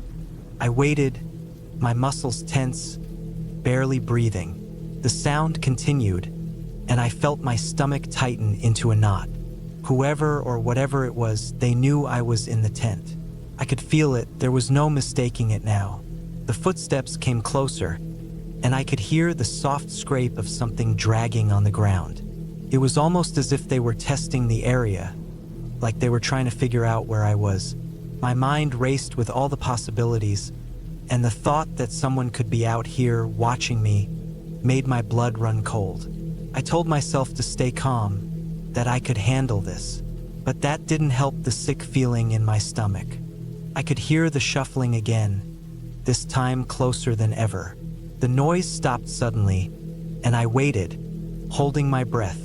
Then, in the eerie silence, I heard a voice. Not a voice in the traditional sense, but a low, muffled sound like someone was speaking just out of earshot. I couldn't make out the words, but I could hear the cadence of it, as if they were muttering to themselves. I lay perfectly still, trying to make sense of what was happening. My thoughts were jumbled, and I couldn't focus. I was alone, deep in the wilderness, with no one to help me. I reached for my flashlight, slowly, careful not to make any noise. The moment my fingers brushed the flashlight, a loud snap echoed from outside. Something had stepped on a twig, and the sound made my blood freeze. I sat up quickly, shining the flashlight toward the entrance of the tent. There was no movement, no sign of anyone. I held my breath and waited, my heart pounding in my chest. Nothing moved. The forest seemed too quiet, too still. I could barely hear my own breathing. The sound of the wind in the trees almost drowned out by the tension in the air. I stayed like that for what felt like hours, unable to move, unable to think clearly. I was locked in a battle with my own mind, trying to convince myself that I was overreacting. But the silence was unbearable, and the weight of the darkness outside was suffocating. When the first light of dawn finally crept through the trees, I was still awake. My nerves were shot, and I could barely keep my eyes open. I hadn't slept a wink, but I had survived the night. I didn't waste any time packing up. I was too shaken to stay another moment in that spot. The forest seemed different now, less welcoming, more oppressive. I gathered my things as quickly as I could, checking the area around me for any sign of the person or animal that had been outside my tent. There was nothing. The clearing was empty, just as it had been when I first arrived. The sound of the creek running nearby was soothing, but it didn't do much to calm my frayed nerves. I moved as fast as I could, retracing my steps along the trail, keeping my senses alert for any signs of movement. I was still on edge, my mind racing with questions, but as I made my way back to the trailhead, the feeling of being watched gradually faded. By the time I reached my car, the sun was fully up, and I could finally breathe a little easier. My hands were shaking, but I wasn't about to let myself fall apart. I'd made it through the night. Whatever had happened, it hadn't come back. The woods felt peaceful again, but I knew that I wasn't going to forget that feeling of being so utterly alone. I drove home in silence, my mind still processing everything. I never found out what or who had been outside my tent. I don't think I ever will, but I knew one thing for sure. I wouldn't be returning to that spot again. Sometimes some things are better left unexplored, and whatever was out there, I was lucky it hadn't gotten any closer.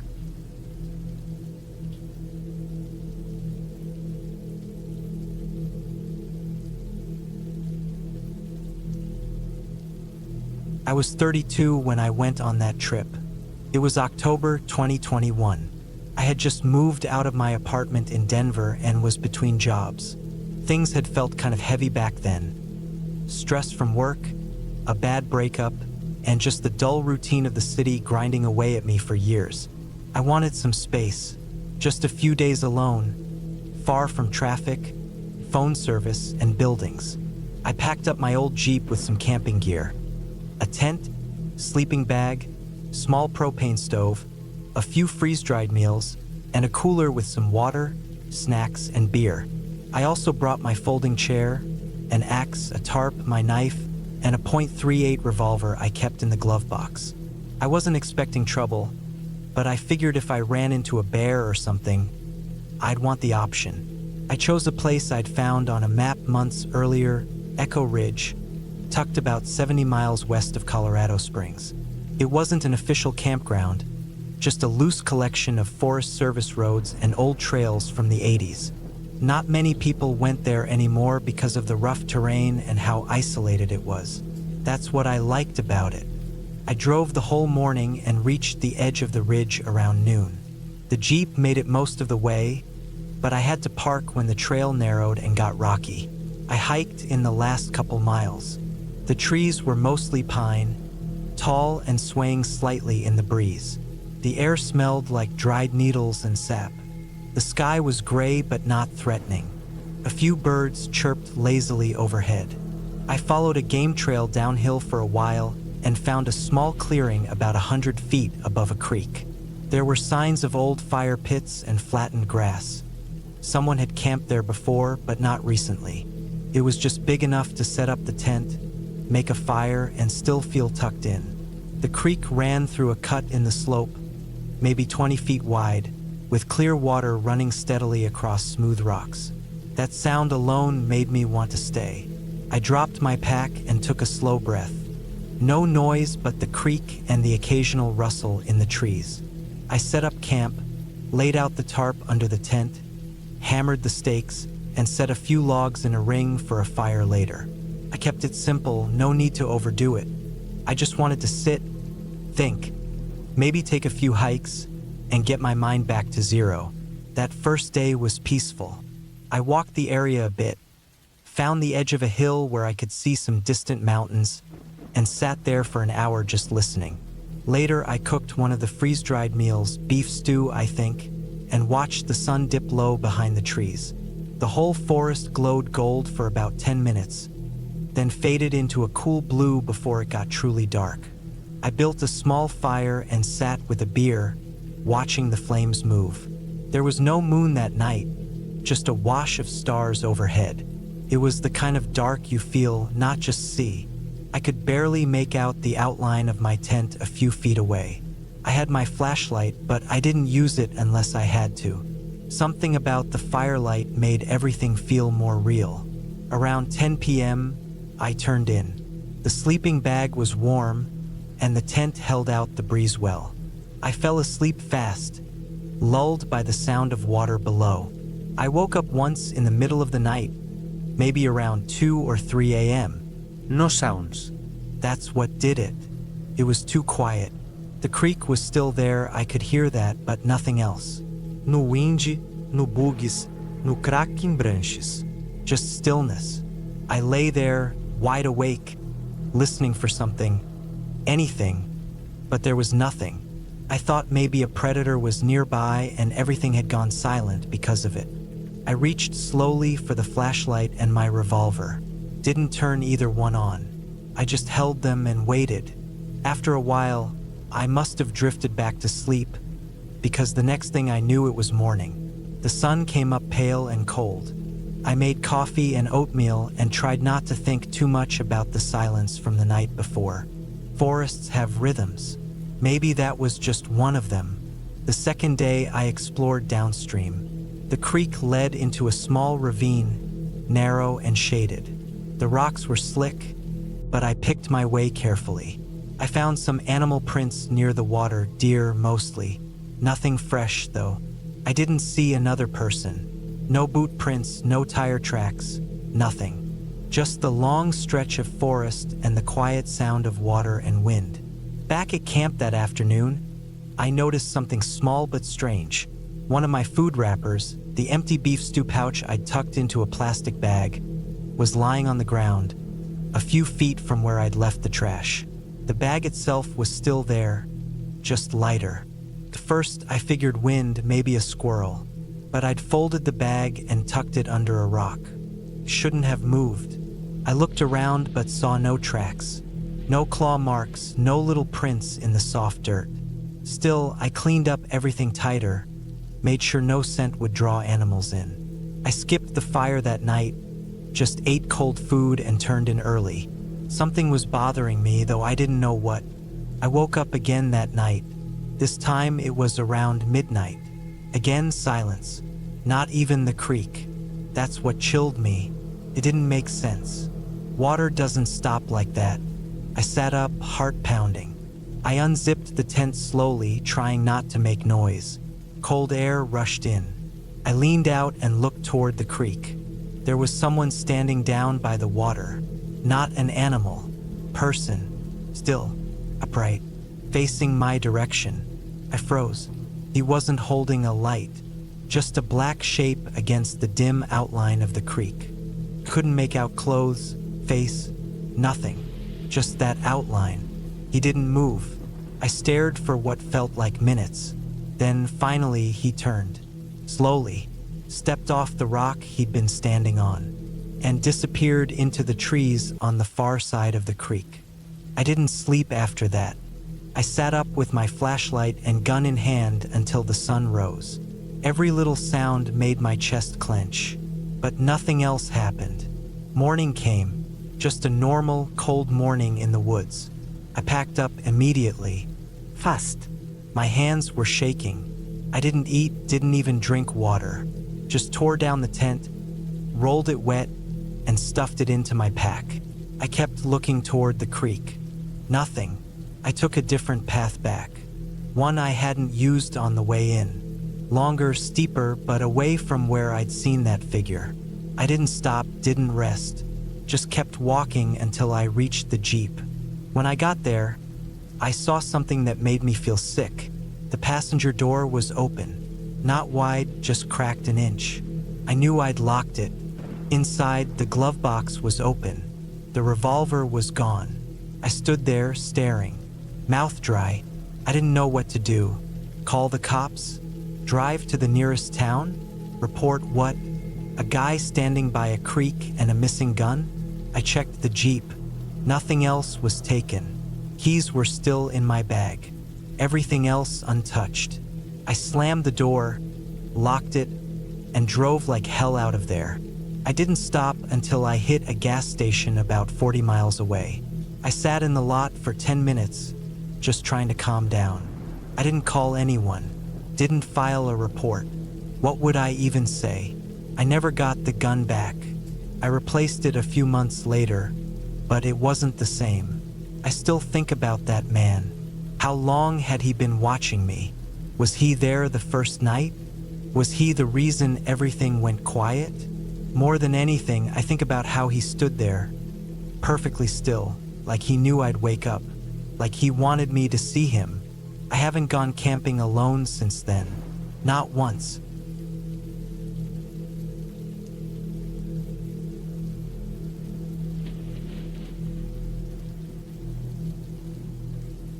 I was 32 when I took that trip to the southeast of France. It was early September 2016, just after the school holidays ended. So most families had packed up and gone back to their routines. That left the campgrounds quiet, almost too quiet. I had flown in from Dublin with the plan to spend a couple of weeks driving through rural areas, camping out in national parks and forested regions. I wanted isolation. I wanted the silence of nature. I wanted to be alone. I rented a small Citroën from the Marseille airport and drove east for a few hours, eventually reaching a heavily wooded area near a town called St. Aubin. It wasn't a touristy place. The forests up there were thick with pine and oak, crisscrossed with narrow gravel roads that wound through steep hills and sharp valleys. I had done some research and marked out a few dispersed camping zones, places where you were technically allowed to set up a tent off-trail if you followed the rules and left no trace. By the time I got to the trailhead on the second afternoon of the trip, the sun had started to dip low behind the trees. The air had that golden, late summer stillness to it. I parked the car in a little gravel pullout by the edge of the forest, took my pack from the trunk, and locked up. I had about 2.5 hours of daylight left, and I figured that would be enough to hike in a few kilometers and find a spot near one of the small creeks that fed into the Verdon River. The trail was rough, barely marked, and overgrown in places. It didn't look like many people used it, and that was fine with me. I wanted solitude. My pack was heavy with gear, tent, food, water, my knife, sleeping pad, and a small hatchet. I liked to be prepared. I had my phone, too, fully charged, with an offline map of the area and a backup power bank, just in case. But there was no signal out there. None. Not even one bar. By the time I found a flat clearing near a cluster of moss-covered rocks, the sun was already gone behind the ridge, and the sky was dimming. I set up my tent quickly and gathered some kindling to start a fire. There was a soft breeze that picked up after dusk, rustling through the leaves and making the tree branches creak softly overhead. I remember thinking how peaceful it all was.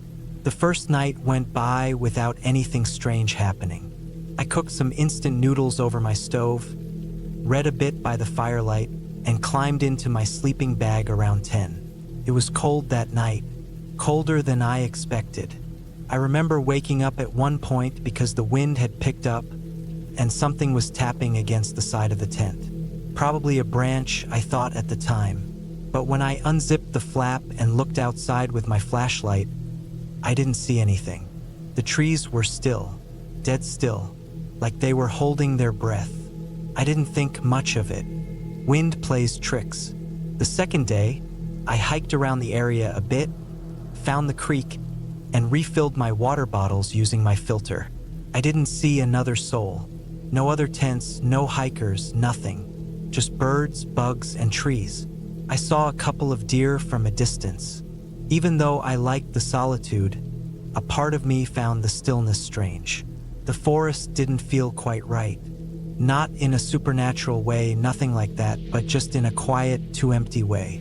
You expect to see people out there in early September. Day hikers, hunters, someone, but it was just me. That evening, as the sun was going down and I was getting ready to boil water for dinner, I heard something that didn't sound like nature.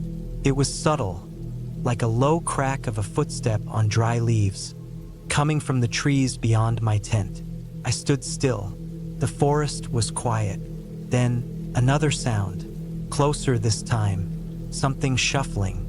I held my breath and stepped away from the firelight, moving toward the edge of the trees with my flashlight off. I crouched low behind a rock, watching the shadows. For a long time, I didn't see anything. Just darkness and the shapes of trees swaying slightly in the breeze. Then, finally, something moved. At first, I thought it was an animal, a deer maybe, but then I saw it clearly. It was a woman. She was standing about 20 meters from my campsite, half concealed behind a tree. She wasn't moving, just standing, staring. I couldn't make out her face, but she was tall and wearing something long, like a gray coat or robe. Her hair looked dark and stringy. I stayed completely still, not sure what to do. I wanted to call out, but something about her posture kept me silent. She wasn't acting like a lost hiker or someone who'd wandered too far. She wasn't carrying anything. She wasn't calling out or asking for help.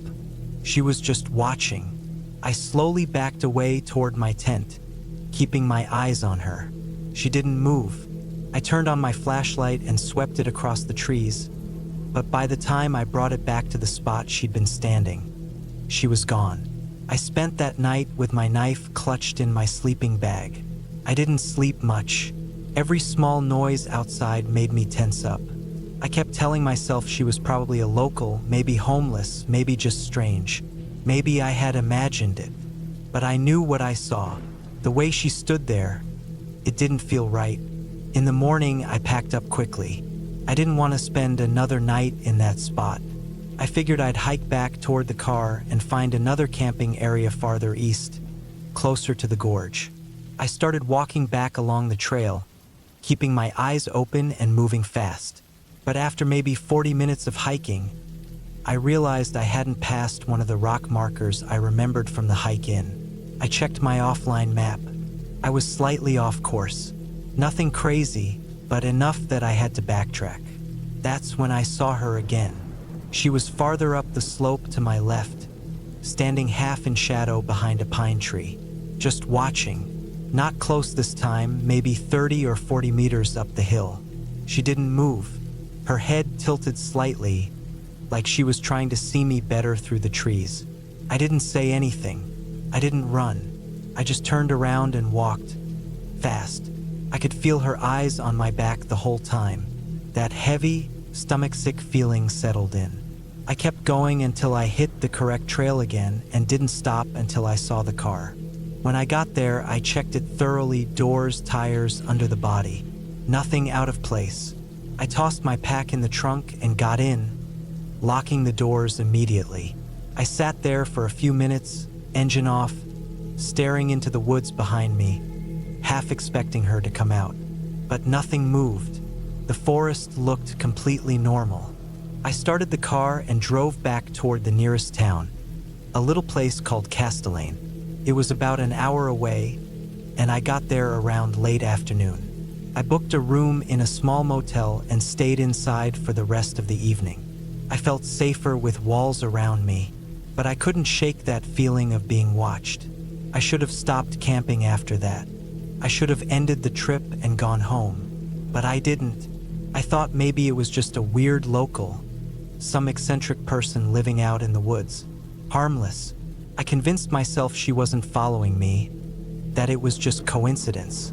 I waited a day, then decided to camp again, this time near Lac de St. Croix. It was a busier area with more tourists and regular campgrounds. The first 2 nights there went by without any problems. Lots of other people around. I even heard other tents rustling at night, cars coming and going, dogs barking. It was a comfort, honestly. But then, the third night, I had walked about a mile down one of the smaller trails near the lake, away from the campground, just to get some privacy and watch the sunset. I brought a small folding chair and my thermos. I sat by the water, watching the light fade behind the hills, letting myself relax for the first time in days. When I stood up to go back, I noticed something in the dirt trail behind me. Footprints, one set, bare feet, long, narrow prints in the dry soil going the same direction I had come from. They weren't there earlier. I was sure of it. They looked fresh. I turned around, scanning the trees. I didn't see her, but I knew it was her. That feeling came back. Skin tingling, mouth dry, heart pushing up into my throat. I walked back fast, not running, but close. When I got back to my tent, everything looked normal. My stuff was untouched. No signs of anyone. I slept in my car that night. The next morning, I packed up everything and drove to Nice. I stayed in a hotel near the coast for the last 2 days of my trip. I didn't go near another forest. I didn't camp again. I didn't even go on a hike. I just sat on the beach, surrounded by people, trying to convince myself that nothing bad had happened, that no harm was done.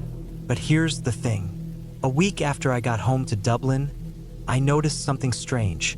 One of the photos on my phone, one I don't remember taking, showed a blurry image of the trail by the creek from that first campsite. And in the corner, barely visible between the trees, was a shape, a figure, wearing something long and gray. I deleted the picture. I deleted all the pictures from that trip.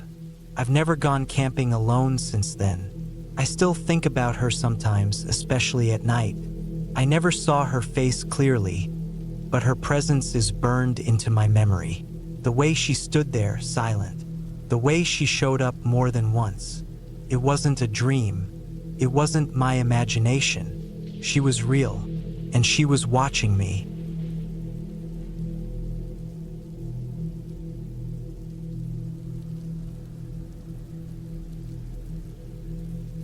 It was late October 2016, and I had just turned 32. I lived alone in Wichita, Kansas, and I had a job doing maintenance for a heating and cooling company. Most of my life was pretty repetitive. Wake up, go fix something, eat lunch in my truck, and head home in the evening. I didn't have a girlfriend at the time, didn't have a dog. My days off were usually spent watching sports or going out to eat by myself. It was the kind of life where nothing really happened. So when I got 2 days off in a row after a long string of work, I decided I wanted to go camping. I figured a night away from everything might help me clear my head. I didn't want a state park or campground.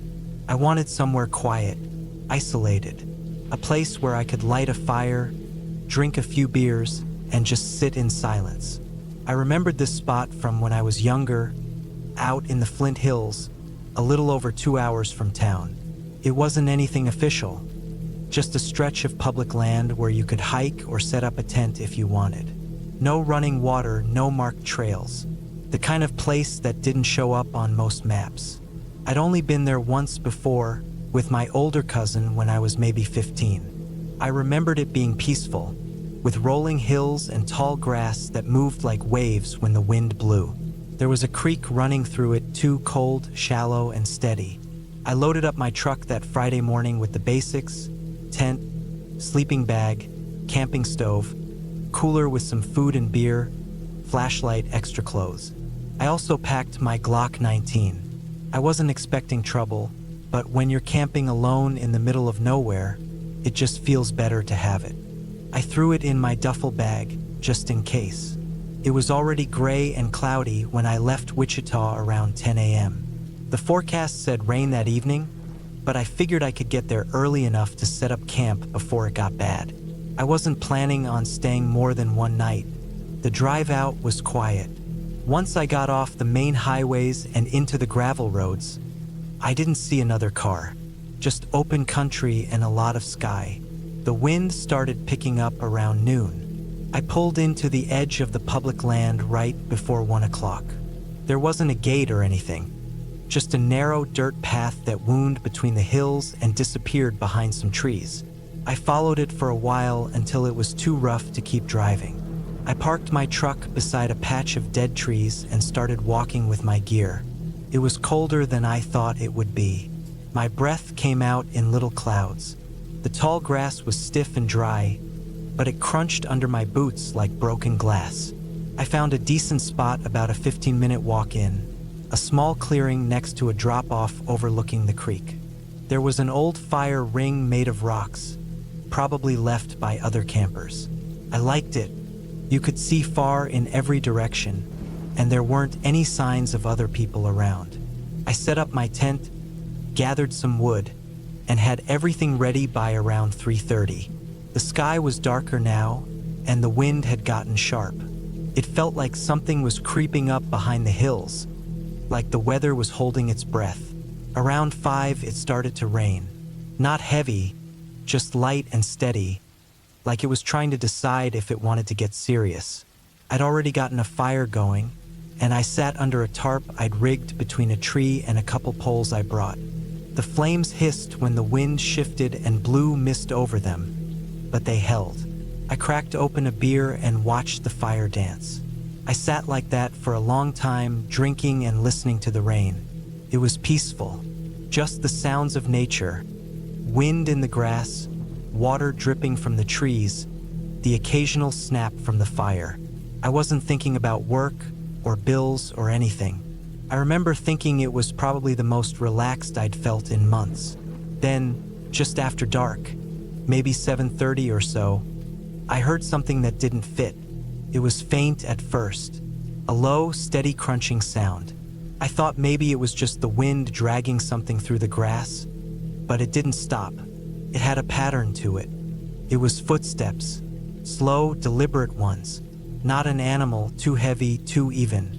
I turned off my lantern and killed the fire with my boot and a jug of water. Everything went black except for the soft silver glow of the clouds above. I crouched behind my tent and listened. The steps were coming from the trees to the west, maybe 30 yards away. I didn't move, just listened.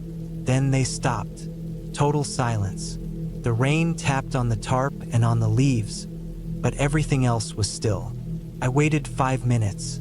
Nothing. Then, without warning, I heard a single splash. Something stepped into the creek below me. That's when I got my gun. I unzipped the duffel bag as quietly as I could and pulled out the Glock. I hadn't fired it in months, but it was clean and loaded. I held it low and crouched again, eyes locked on the direction of the creek. I couldn't see much, but I knew someone was down there. Another splash, closer, then silence again. I waited like that for what felt like an hour. The rain got heavier. My clothes were wet, and my back hurt from crouching, but I didn't move. I felt exposed, vulnerable. My tent was a bright color, and the fire ring was obvious. Anyone coming through that area would have seen it, and I started thinking, why would someone be out here, alone, in the rain, after dark? It wasn't hunting season. This wasn't a popular hiking spot, and they weren't calling out, asking for help or trying to make noise. They were quiet, sneaky. Around 9:30, I finally heard footsteps again, this time from behind me. I spun around, gun up, heart pounding in my ears. Nothing was there, just grass and shadows, but I was sure of it. Someone had circled around me. I backed up to a tree and tried to stay as still as possible. I didn't want to shoot anyone unless I had to, but I also wasn't going to let someone sneak up on me. Then I saw it, just for a second. A dark shape moving between the trees about 50 feet away. Tall, human-shaped. No flashlight, no gear. Just a figure moving low and slow, like they were trying to stay hidden. I didn't call out. I just watched. Then it disappeared behind a boulder. I didn't sleep that night, not a second. I stayed crouched behind that tree with my gun in my hand, soaked to the bone, shivering from the cold and adrenaline. The rain kept falling. Sometimes I thought I heard breathing, Sometimes I didn't hear anything at all, and that was worse. At some point, maybe around 2 or 3 in the morning, the rain let up and a low fog rolled through the hills. It made everything feel like a dream, but I knew what I saw. I stayed alert, eyes darting to every sound. I didn't dare move. Then, just before dawn, I saw something at the edge of the clearing. Pair of eyes. Not glowing, not animal eyes, just the faint glint of light off human eyes. Low to the ground, unmoving. I raised my gun. I didn't shoot. The eyes didn't blink. They didn't move. They just watched me. Then they were gone. Just like that. By the time the sun started coming up, I was a wreck. Every muscle ached. My hands were shaking. I kept looking around, expecting the figure to come rushing out from the fog, but nothing did. I waited until full daylight before I packed up. Fast. I didn't even fold my tent. I just stuffed it into the truck bed. I left the tarp, the poles, even the cooler. I didn't care. I just wanted out of there. When I finally got back to the truck and drove off, I didn't look back. The dirt road was slick with mud, and my tires spun a few times, but I didn't stop. I got back to the highway and didn't breathe easy until I saw other cars. I didn't tell anyone about it for a long time. What was I going to say? Some guy watched me in the dark all night? Who would believe that? And what would it change? But I know what I saw. Someone was out there, watching me, circling my camp. I don't know what they wanted. Maybe they were just passing through. Maybe they thought I was someone else. Or maybe they were waiting for me to fall asleep. I never found out, but I never camped alone again. Not once. And to this day, whenever it rains at night and I hear the wind against my window, I think about that figure in the dark, standing silently in the wet grass, waiting.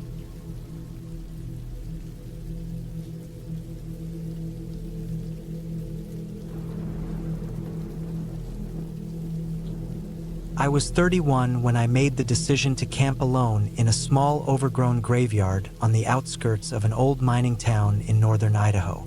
It was the summer of 2019, and I had been living in Spokane, Washington for a few years, working as a freelance graphic designer. The flexibility of my job let me take small trips whenever I wanted.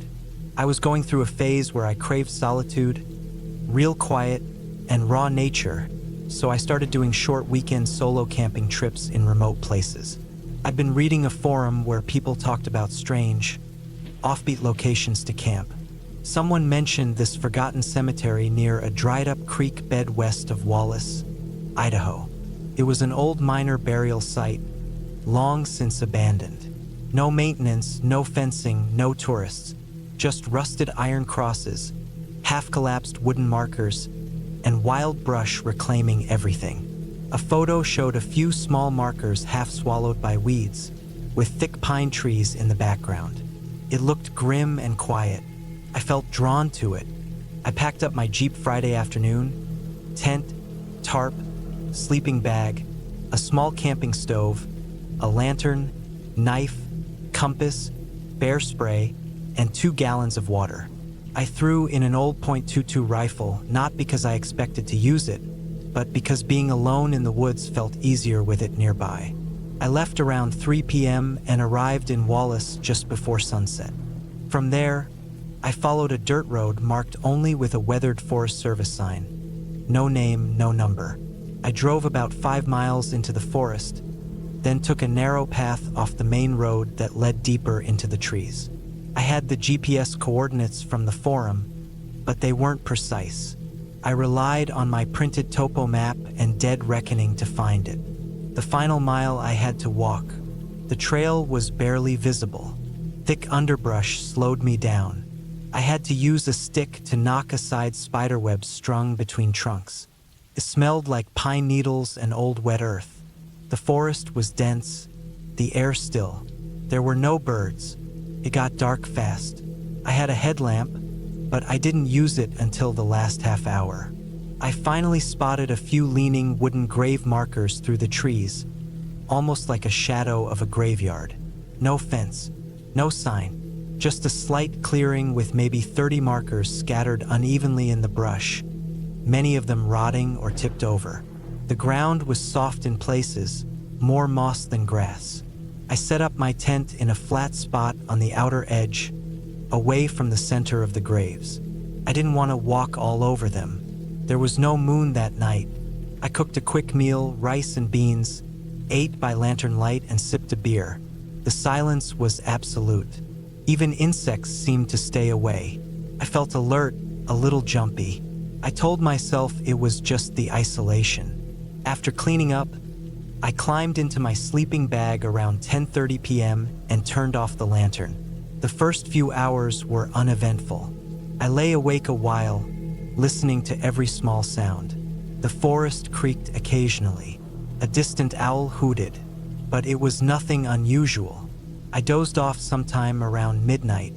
I woke up an hour or two later, suddenly and completely. No noise had startled me. My heart was pounding. My body felt tight. I just woke up. I lay perfectly still and listened. The tent fabric rustled softly from the breeze. But I felt something, an unease I couldn't explain. Then I heard a sound from outside. It was soft, crackling, a twig breaking, then another. Footsteps, slow, deliberate, moving in the brush just a few feet away.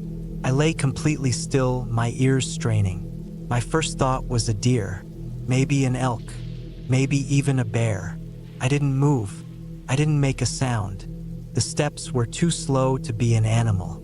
They had rhythm, left, right, pause. Then again. I slowly reached for my knife and then my headlamp. I didn't turn it on. I just waited, holding my breath. The steps got closer. I heard them circle around the tent, moving along the edge of the clearing. Whoever it was, or whatever it was, wasn't trying to be quiet, but wasn't making a lot of noise either. Just moving, then stopping, then moving again. It didn't speak. It didn't make any loud movements. Just that slow stepping and pausing. I thought about yelling, but something in me didn't want to let whoever was out there know I was awake. I reached for the bear spray with my other hand and waited. My fingers were slick with sweat. I couldn't see anything through the tent fabric, just shadows. The moon was hidden by clouds. I heard another branch snap. It was closer, too close. Then silence. Nothing for a long time. 10 minutes, then 20. I lost track. My body ached from staying still. I didn't know if it was still out there. Eventually, I turned on the headlamp inside the tent. The bright light felt like a small comfort. I waited, still nothing. After a long while, I unzipped the flap just an inch and peeked out. The light from the lamp spilled onto the grass, but it didn't reach far. I couldn't see anything moving. I stepped out carefully, holding the bear spray. The clearing looked untouched. The grave markers leaned like before. The wind was still. I circled the tent, checking the brush. No footprints, no broken twigs, nothing out of place. I stayed up the rest of the night, sitting upright in the tent with the light on. No more footsteps came. I didn't sleep again. The first light, I packed up. I didn't eat breakfast.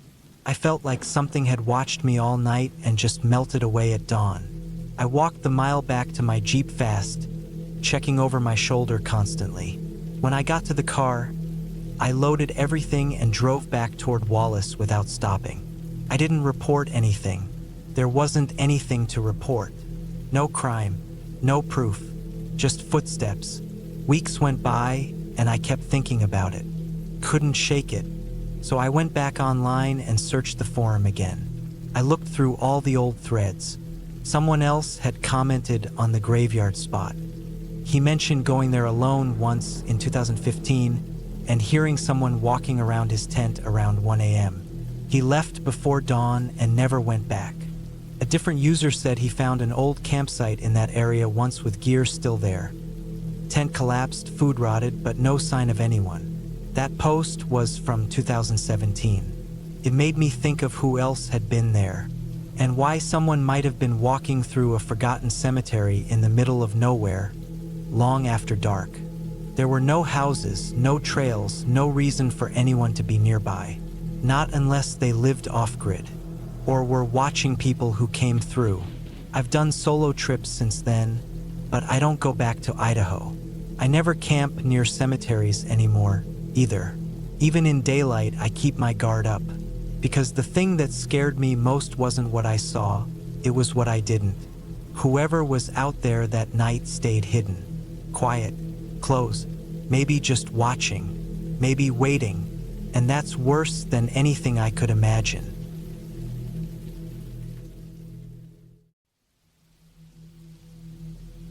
It was the end of September 2022 when I packed up my old truck and drove north toward the Adirondack Mountains in upstate New York. I was 41 at the time, working a quiet maintenance job in Albany. My ex-wife, Laura, had passed away just 2 months earlier. Pancreatic cancer. We hadn't spoken much since the divorce 5 years back, but it still hit me hard. She was only 38. The grief came in strange ways. Sometimes I'd hear her voice in the way the wind moved through the trees, or I'd get stuck thinking about how quiet her house must have been at the end. Just her and that ugly couch she insisted on keeping. I needed space not just from people, but from buildings, roads, noise, everything. That's why I decided to go camping. Not some glamping setup or an RV trip, I mean real camping. Tent, sleeping bag, firewood, backpack. I wanted to hike a few miles off any trail, disappear for a few nights, and maybe clear my head out in the woods. I left around 5 a.m. on a Friday, the sky just starting to lighten as I drove north. The fall colors were creeping into the trees, burnt orange, yellow, some early reds. I stopped in a small town near Lake George to grab extra water, granola bars, and a new pack of batteries for my flashlight. The woman at the register looked like she wanted to make small talk, but I kept it short. My stomach had been in knots the whole drive, and I wasn't in the mood to pretend I was all right.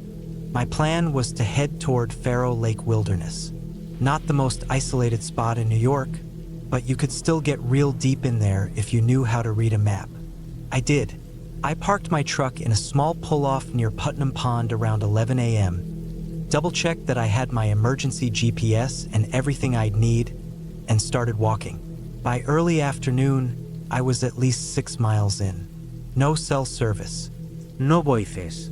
Just trees and the crunch of dry leaves under my boots. It was quiet, the kind of quiet you don't get anywhere near a city. The air smelled like moss and pine. My body ached a little, especially my lower back, but that always happened when I carried a full pack. I found a small clearing near a slow-moving stream, surrounded by dense trees on all sides. No sign of recent campers, which was perfect. I set up my tent facing the water, collected some firewood, and boiled water for freeze-dried chili I hadn't eaten since a hiking trip with Laura in 2014. Funny how stuff like that sticks around in your gear for years. As night fell, the forest got darker than I remembered. Not just because of the lack of moonlight, it was overcast, but it felt heavier, like the woods themselves were pressing in. I listened to the usual sounds. Crickets, the occasional hoot of an owl, wind slipping between branches. No big deal, but just after midnight, I heard something that didn't belong. Not an animal, not the wind. It was a sharp crack, like a branch snapping clean in half. It wasn't close, but it was loud, maybe 40 yards away. I sat up, heart immediately thudding. Could have been a deer or a bear stepping wrong. Still, I reached for my flashlight and unzipped the tent as quietly as I could. I scanned the trees but saw nothing. The forest returned to silence, and I tried to calm myself down.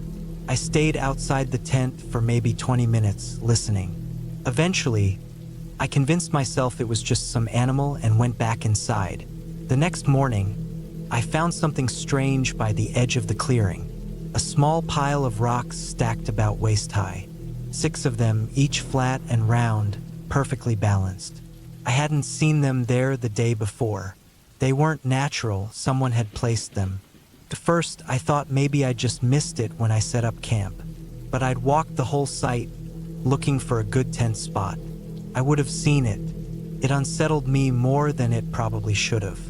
Maybe some other hiker passed through and left it as some trail marker or personal thing.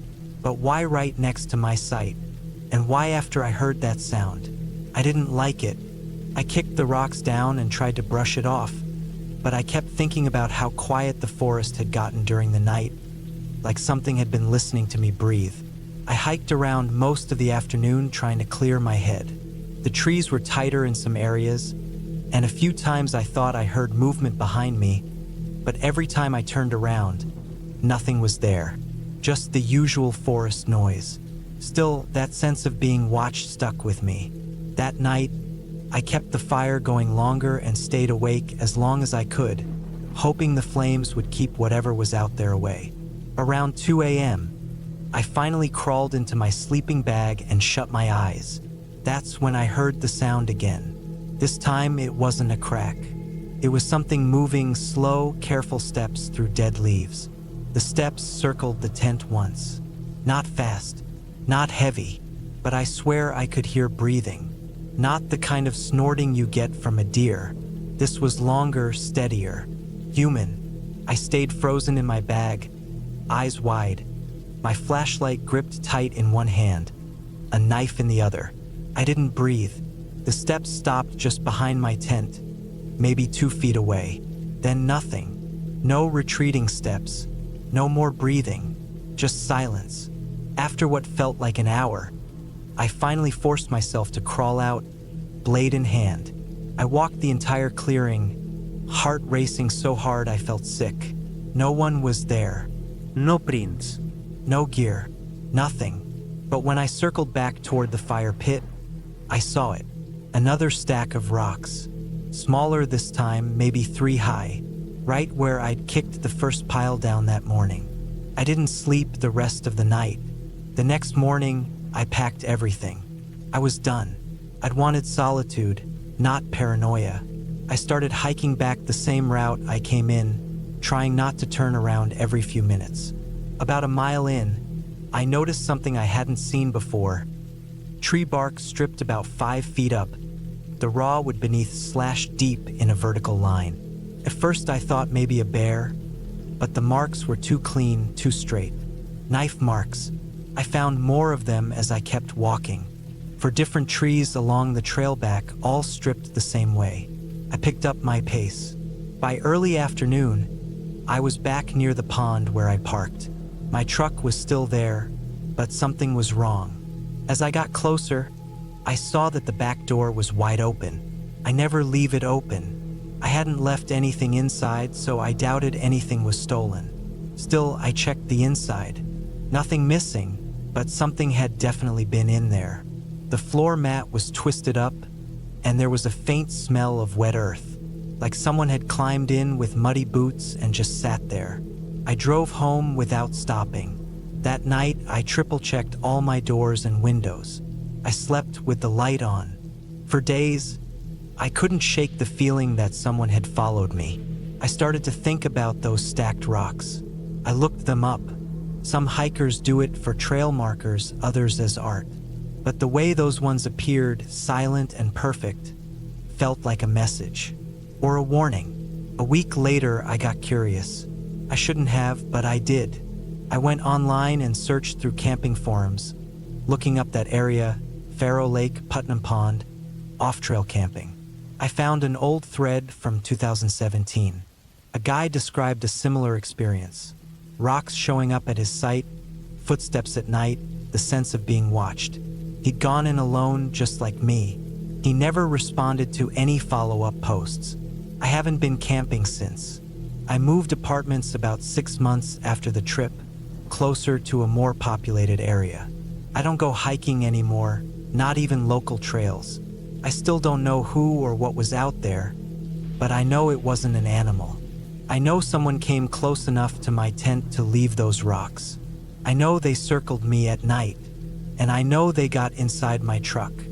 What haunts me most isn't what happened, it's what didn't. Whoever it was, they didn't hurt me, didn't take anything, didn't say a word. They just let me know I was never really alone out there, and that was enough.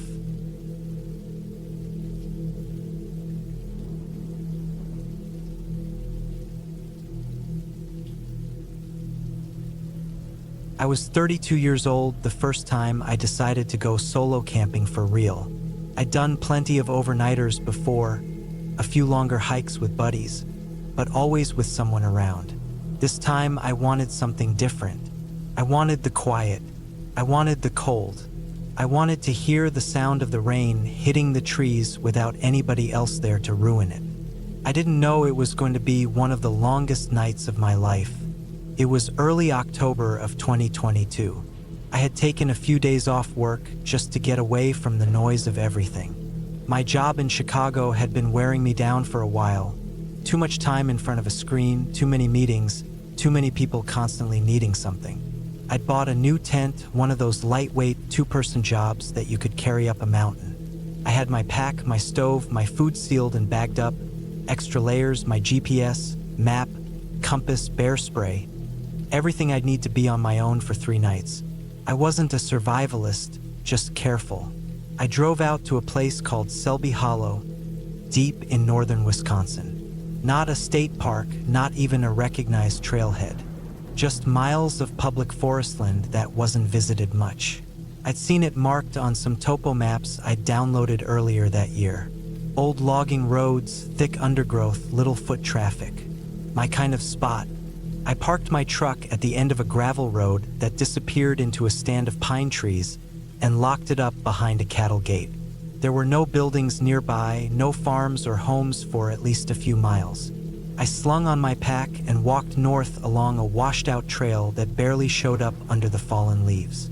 The wind was already picking up that afternoon, and I could smell the rain in the air, but it didn't worry me. I had gear that could handle worse than a little fall storm. By the time I made it about 3 miles in, I found a small clearing tucked between some tall birch trees. It was flat and dry, a good spot to pitch my tent. I set up camp slowly, taking my time, enjoying the feel of being alone.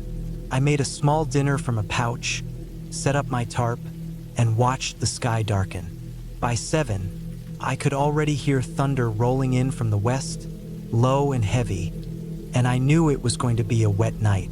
I climbed into the tent around 9. The rain started slow, little taps on the nylon, and then built into a steady downpour. I lay back in my sleeping bag, dry and warm, and listened. That was what I'd come for. The quiet, the simplicity, the sound of the rain covering everything. Somewhere around midnight, I woke up. First, I didn't know why. The rain was still going strong, maybe heavier now, and the wind was louder, shaking the trees overhead. But I had that weird sense you get sometimes when you're suddenly wide awake and alert, like something had snapped in the back of your head. I sat up slowly in my bag and turned my head toward the side of the tent. Nothing, just darkness outside and the hiss of rain on plastic. I reached for my flashlight and clicked it on. The beam lit up the inside of the tent. Everything dry and in place. No water leaking in. No sounds other than the storm. I shut it off. I was just starting to lie back down when I heard it. Something different. At first I thought it was just a branch falling somewhere in the woods. That happens in storms. But then it came again. A crunch. Not snapping, not a tree limb falling. Something stepping. Heavy enough to press down wet leaves and twigs. I held my breath. I sat there in the dark, barely moving, straining my ears. The noise came again, closer this time, definitely footsteps. I reached for the knife I kept zipped into the mesh pocket of the tent wall. My head was spinning with possibilities. Deer? Could be. But deer don't walk that slowly or that deliberately. A bear? Maybe, but I didn't think so. I hadn't seen any signs on the way in, no scat, no marks on trees. And bears don't usually walk in slow, steady steps like that. They're clumsier, especially in the dark. I kept listening. The steps came in pairs, step, pause, step again. Someone walking. I was sure of it now. I didn't breathe. I didn't blink. I sat perfectly still and waited, hoping whatever it was would keep walking, would move past my sight and disappear into the trees. But the footsteps stopped. Silence, except for the rain and the wind through the birches. I waited. A full minute passed. Then another. Still nothing. I couldn't see anything through the tent. The rain made sure of that. The fabric was slick and noisy, and even with my flashlight, I wouldn't be able to see more than shadows outside. I stayed still for a long time, knife in my hand, trying not to let fear get the better of me. Eventually, after what felt like an hour, I convinced myself it had to have been an animal. I wasn't being hunted. Nobody knew I was out here. I hadn't passed another car, hadn't seen anyone. There were no trail signs, no cabins, no campsites. I had gone completely off-grid. I must have dozed off again around 2 or 3 a.m. The rain didn't let up. When I opened my eyes again, it was just starting to get light. The tent was dim and gray inside, and the storm was easing off. The trees outside were dripping water, but the pounding rain had stopped. I crawled out, stiff and tired. My boots were soaked from the damp floor, but everything else held up fine. The ground around my tent was thick with wet leaves and branches, and I stepped carefully as I looked around the clearing. Then I saw it. Across the clearing, maybe 20 feet away from my tent, there were prints in the mud. Bootprints. I stared at them for a long time, my brain refusing to connect the pieces. They were deep, heavier than I would have expected. A large foot, maybe size 12 or 13, with a tread pattern I didn't recognize. They came in from the trees, circled around the edge of my camp, and then disappeared back into the woods in a different direction. They hadn't been there the day before. No chance. Somebody had come into my camp in the middle of the night. They'd walked around, maybe even stood there for a while, and left. I checked everything. My food bag still hung from a tree branch about 30 feet away, untouched. My pack dry under the tarp. No slashes in the tent. No signs of theft. Nothing missing. Just the prints. I looked around again, scanning the trees, trying to see if someone was watching me. Nothing. Just quiet woods, soaked and dripping, mist rising between the trees. I broke camp faster than I ever had in my life. I packed everything wet. I didn't eat. I didn't even refill my water. I just threw everything into my bag, laced my boots tight, and started walking south, back the way I came. I kept checking over my shoulder as I walked. I didn't hear anything. I didn't see anything, but I couldn't shake the feeling that I was being watched. The prints had thrown off every sense of safety I'd built in my head. After 2 miles, I noticed something else. New footprints. Not mine. Not exactly. I found them off to the side of the trail. Not many, just a couple. But the same size, the same tread. Someone had been walking parallel to me, maybe the night before, maybe that morning. My heart was racing now. I started moving faster, letting my instincts take over. Every sound in the woods made me flinch. A squirrel running through the brush made me stop cold. A branch falling made me spin around, knife drawn. I made it back to the truck in just under an hour and a half, way faster than I'd made the hike in. My legs were burning, my back hurt, and I was soaked in sweat, but I didn't stop until I got to the gate. The truck was untouched. I unlocked it, threw my pack into the back seat, and climbed in, locking the doors right away. My hands were shaking as I started it. As soon as the engine turned over, I backed out and took off down the gravel road. I didn't stop until I hit the first town with a gas station. I pulled in, parked under the lights, and sat there for a while just breathing. Whoever it was didn't take anything, didn't try to hurt me, but they came into my camp, on foot, in the rain, out in the middle of nowhere. They had no reason to be there, and that's what scared me the most. Back home, I cleaned my gear, put everything away, and didn't talk about the trip to anyone. I didn't post photos. I didn't write it down. I didn't even tell my brother, who always asked about my hiking trips. Something about that night just didn't feel like a story to share. It's been over 2 years now, and I haven't camped alone since. I still hike. I still get out into the woods sometimes, but I do it with friends. And I never stray that far off marked trails anymore, because now I know out there, past the places most people go, there's more than just trees and animals and silence. There are people too. People who don't want to be found.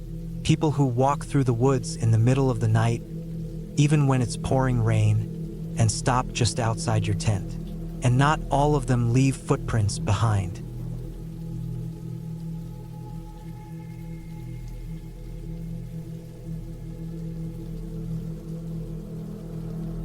The California wilderness had always called to me. I wasn't a seasoned backpacker, but the idea of getting away from the city noise, even for a few days, was something I desperately needed. So, in early October 2023, I packed up my car and headed out, looking for solitude and the peace that only nature could offer. I wasn't expecting anything to go wrong. It was supposed to be just a quiet escape. The plan was simple. Set up camp in a remote part of the Los Padres National Forest, take a few hikes, enjoy the quiet, and head back home in a few days. No worries, no rush. I didn't tell anyone about my exact location, just that I'd be out in the woods for a bit. I wasn't planning on being gone too long, maybe 2 or 3 nights at most. I had no idea how drastically things were going to change once I arrived. I reached the trailhead just after noon, a little later than I had planned, but I didn't mind. The drive had been peaceful, the sun still high in the sky, and the air crisp with the scent of pine and damp earth. The road had been rough, but my old Toyota was handling it well enough, the tires gripping the uneven terrain without much trouble. I parked near the edge of a forest clearing and grabbed my gear, setting off down a small, unmarked trail that was listed on a map I found online. The area felt secluded, which I liked. As I walked deeper into the forest, I noticed how quiet everything was. The usual chirping of birds or rustling of animals seemed absent. The only sound was the soft crunch of leaves underfoot and the occasional whisper of wind through the trees. I didn't think much of it at first, but the silence felt almost too complete. After about an hour of walking, I reached a small clearing near a creek. It was the perfect spot to set up camp. I began unloading my gear, tent, sleeping bag, cooking equipment, and food. I was alone and I had planned to stay that way. Setting up the camp was relaxing. I had all the time in the world, so I didn't rush. The sun began to dip low in the sky, casting long shadows across the clearing. By the time I had the fire going, it was nearly dark. The fire crackled and popped, the flames dancing against the growing darkness. I made a simple meal, a can of beans, some rice, and a handful of jerky. It was nothing fancy, but it was enough. As the evening deepened, the forest grew even quieter. The sounds of the fire, the occasional splash of water in the creek, and the rustling of the wind through the trees were the only noises. I thought about calling someone just to check in, to let someone know where I was, but I didn't feel the need to. It was peaceful. I finished eating and decided to take a short walk before bed. The fire cast a warm glow on the clearing, but the edges of the forest were swallowed by darkness.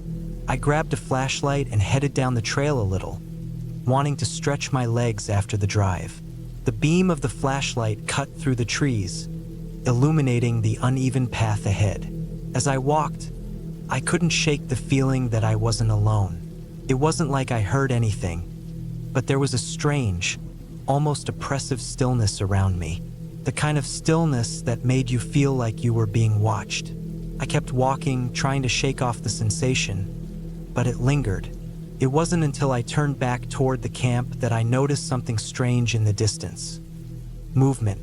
At first, I thought it was an animal, maybe a deer or a coyote, but the shape was too tall, too human. I paused, my heart rate quickening. The figure was standing just beyond the edge of the clearing, just barely visible in the darkness. The beam of my flashlight flickered over the form, but as soon as it caught the person, they moved, quickly disappearing into the trees. I stood frozen for a moment, staring into the darkness. My instincts told me to go back to camp, lock myself in the tent, and wait until morning. But I couldn't just ignore what I had seen. So, cautiously, I stepped forward, my flashlight scanning the area. There was nothing, no sign of the person, nothing but the trees and the quiet. I stood there for another few moments, waiting, listening for any sound, but the forest remained dead silent. I was about to turn around when I heard it, a twig snapping. I froze. My mind raced. Whoever or whatever was out there was close, too close. I quickly made my way back to the camp, my senses heightened. My heart pounded in my chest, but I kept my breathing steady. As I reached the edge of the clearing, I thought I saw something moving near the campfire, a shadow, but it was gone before I could even register what it was. I didn't hesitate to reach my tent, zip it up tightly, and lay down. I tried to tell myself I was overthinking it. Maybe it had just been another hiker, or perhaps it was just the wind playing tricks on me. I wanted to believe that, but I couldn't sleep. The next few hours were a blur of unease. I lay in the dark, listening to every rustle of the wind, every snap of a twig. There was no more movement around the camp, but the feeling that something wasn't right gnawed at me. The forest was far too quiet, far too still. It was as if it was holding its breath. I couldn't shake the feeling that someone, or something, was out there. Around 3 a.m., I heard it again, a noise in the distance. This time it was louder, closer, a heavy footstep. I quickly sat up, straining to hear. My pulse raced. I grabbed the flashlight and aimed it at the tent door. My mind was spinning, trying to make sense of it, but nothing came. The silence after that felt suffocating. By morning, I had barely slept, and I was on edge. The fire had long since died out, and the clearing was bathed in the soft light of dawn. I decided to pack up and leave, but as I gathered my things, I noticed something strange. A set of tracks near the edge of the clearing, close to where I had seen the figure the night before. The prints were large, too large to be from a typical animal, and they were too deliberate, too deep, as though someone had been walking around the camp, watching me as I slept. I didn't know who it was. I didn't know why they were there, but I knew one thing for sure. I was getting out of there. I packed up as quickly as I could, the unease in my gut growing with every passing minute. The strange tracks, the feeling of being watched, the footsteps in the night. It all pointed to someone being out there, and I wasn't sticking around to find out who. I left the camp, hiking back down the trail toward the parking area. Every step I took felt heavy, as if the forest itself was trying to keep me there. But I didn't look back. I didn't want to see anything else. By the time I reached my car, the tension had not eased, but I had put miles between myself and the forest. I was glad to be leaving. I wasn't sure what I had encountered that night, but whatever it was, it didn't feel right. I never went back to that spot again, and to this day I still wonder what I saw. Maybe it was just a hiker passing through. Maybe it was something else entirely.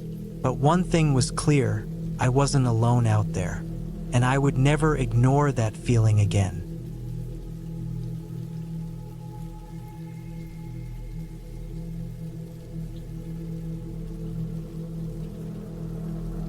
The wind wasn't much of a concern when I first arrived at the old cemetery. The sun had just dipped below the horizon, casting long shadows across the grave markers that had stood there for decades, perhaps even centuries. The air was still warm, the kind of late summer heat that clung to your skin and made the grass beneath your feet feel like a bed of soft sponges. I had picked the spot for a reason, hidden from any main roads and far from the usual crowd of hikers or campers. It seemed like a place no one would bother, a perfect spot for solitude. I wasn't there for anything sinister, though. I wasn't interested in ghost stories or anything else that the place had earned a reputation for over the years. I simply wanted to spend a quiet night in nature, away from the noise of my usual life. A weekend of reflection. The cemetery, old and weathered, with its cracked tombstones and overgrown weeds, offered a unique, peaceful kind of solitude. It was different, maybe even serene, in a way that seemed to calm my restless mind. I figured it would be a good place to clear my head. I set up my tent on the small patch of flat land, close enough to the graves so I could see them clearly in the fading light, but far enough away that I wasn't actually near any tombstones.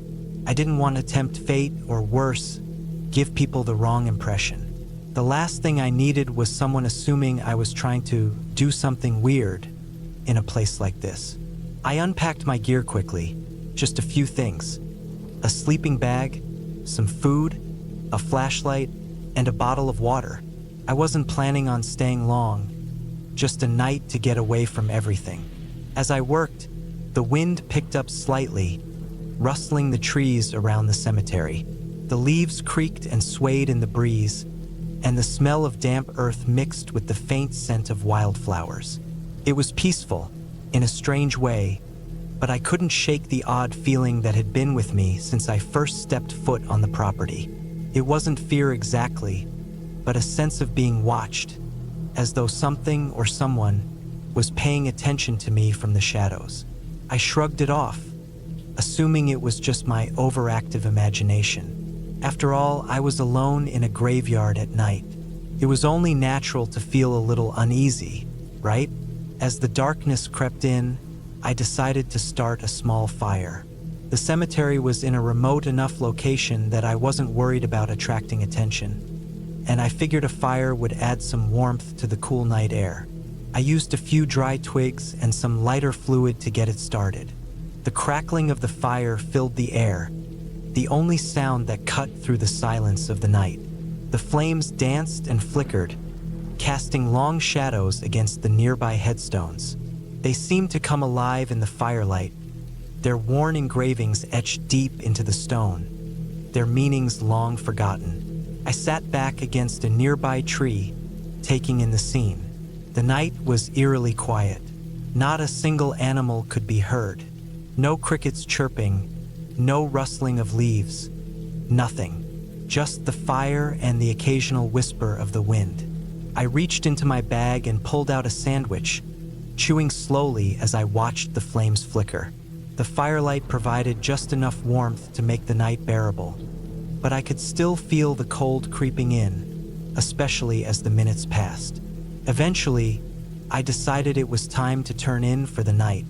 The fire had burned down to just a few smoldering embers, and the stars above had fully emerged, dotting the sky in a brilliant display. I climbed into my tent, zipped it up tight, and lay down in my sleeping bag. The ground beneath me was hard, but I didn't mind. I was too tired to care. My mind was still racing, thoughts drifting in and out, but eventually, I fell into a fitful sleep. The night wasn't as peaceful as I had hoped. I woke up in the middle of the night, sweat dripping down my face, heart pounding in my chest. Something had disturbed my sleep, but I couldn't figure out what. I lay still, listening carefully. The air felt thick, heavy with an almost oppressive silence. I strained my ears, trying to pick up any sound, but there was nothing. Not a single breeze, not a single rustle of leaves. The world outside my tent felt eerily still. Then I heard it, faint, muffled noise, almost like footsteps. I froze, my heart skipping a beat. There was no reason for anyone to be out here. No one lived within miles of the cemetery, and the closest road was at least an hour's walk. The sound continued, slow and deliberate, just outside my tent. Someone or something was walking around my camp. I held my breath, straining to hear more, but the footsteps stopped. The silence returned, deeper and more suffocating than before. I lay in my sleeping bag, trying to calm myself. It had to be an animal, I told myself. Maybe a deer or a raccoon. Anything but a person. Still, I couldn't shake the feeling that I wasn't alone. Minutes passed, or maybe hours, I couldn't tell. Time seemed to slow down, as if the night itself was stretching into an endless void. I finally decided to get up and check, but as I moved to unzip the tent, I heard something that made my blood run cold. A voice. It was soft, almost imperceptible, but it was definitely there. A low murmur, like someone was standing just outside, speaking to themselves in a language I couldn't understand. The voice was faint, but it was enough to send a chill down my spine. My hands trembled as I grabbed the flashlight from my bag. The beam of light shook as I flicked it on, illuminating the dark fabric of my tent. I slowly unzipped the door, my breath coming in short gasps. My mind was racing with a million thoughts, none of them helpful. I pushed the door open just enough to slip outside, flashlight in hand, ready to confront whatever was out there. There was nothing, no one. The cemetery lay before me in total stillness, the tombstones looming like silent sentinels under the light of the moon. The air was cold now, the kind of cold that seeps into your bones and makes every movement feel like a labor. I scanned the area with the flashlight, sweeping it over the graves, the trees, the ground. Nothing. No signs of anyone nearby. I stayed outside for a few minutes, trying to convince myself that I had imagined everything. Maybe it had just been a bad dream, or perhaps the wind had made a noise that sounded like footsteps. But deep down, I knew something wasn't right. I decided to pack up and leave. The unease I felt in the pit of my stomach wasn't something I could ignore anymore. It didn't matter how badly I needed the quiet or how much I wanted the solitude of the cemetery. Whatever had been out there was still in the shadows, watching me, waiting. I packed my things quickly, my hands shaking as I rolled up my tent and shoved everything into my backpack. As I was about to leave, I glanced back at the graveyard one last time. The tombstones, so still and silent, seemed to be watching me as I turned away and made my way to the nearby road. It wasn't until I reached the road and heard the sound of an engine in the distance, signaling the approach of a car, that I felt a small sense of relief. I didn't know what I had experienced that night, and part of me didn't want to know. All I knew was that I was done. I would never return to that place again. I didn't look back as I walked to the roadside, waiting for the car to pass. I just kept walking, moving further and further away from that strange, eerie place. My heart rate slowly began to return to normal, and with each step, the tension in my body started to ease. When the car finally passed and I was left alone again, I took a deep breath. The silence around me felt almost comforting now, but there was something in that stillness that I couldn't shake. The feeling that I wasn't meant to be there, that I was intruding on something I didn't understand, and I never would. As I made my way home, the memory of that night stayed with me. The footsteps, the voice, the eerie calm of the graveyard. I would never forget it. I didn't know what had happened, but I knew one thing for sure. I was never going back. That place had a way of making you feel like you weren't alone, even when you were, and it was something I would never forget.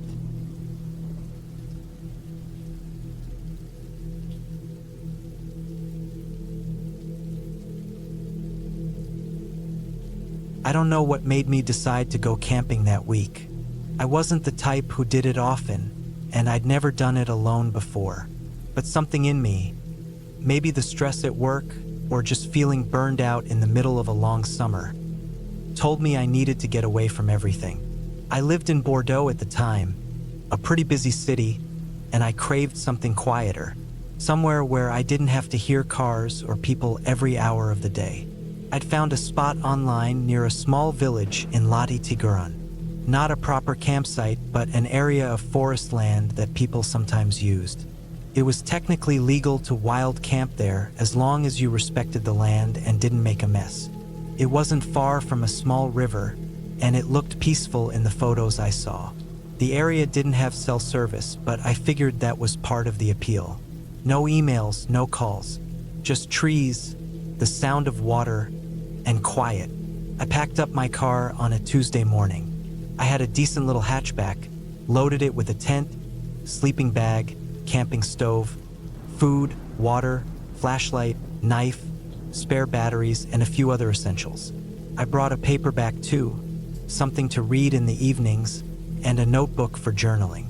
I left just after 10 a.m., took a few stops along the way, and got to the area around 3 in the afternoon. It was off a dirt road past the village of Penediagene.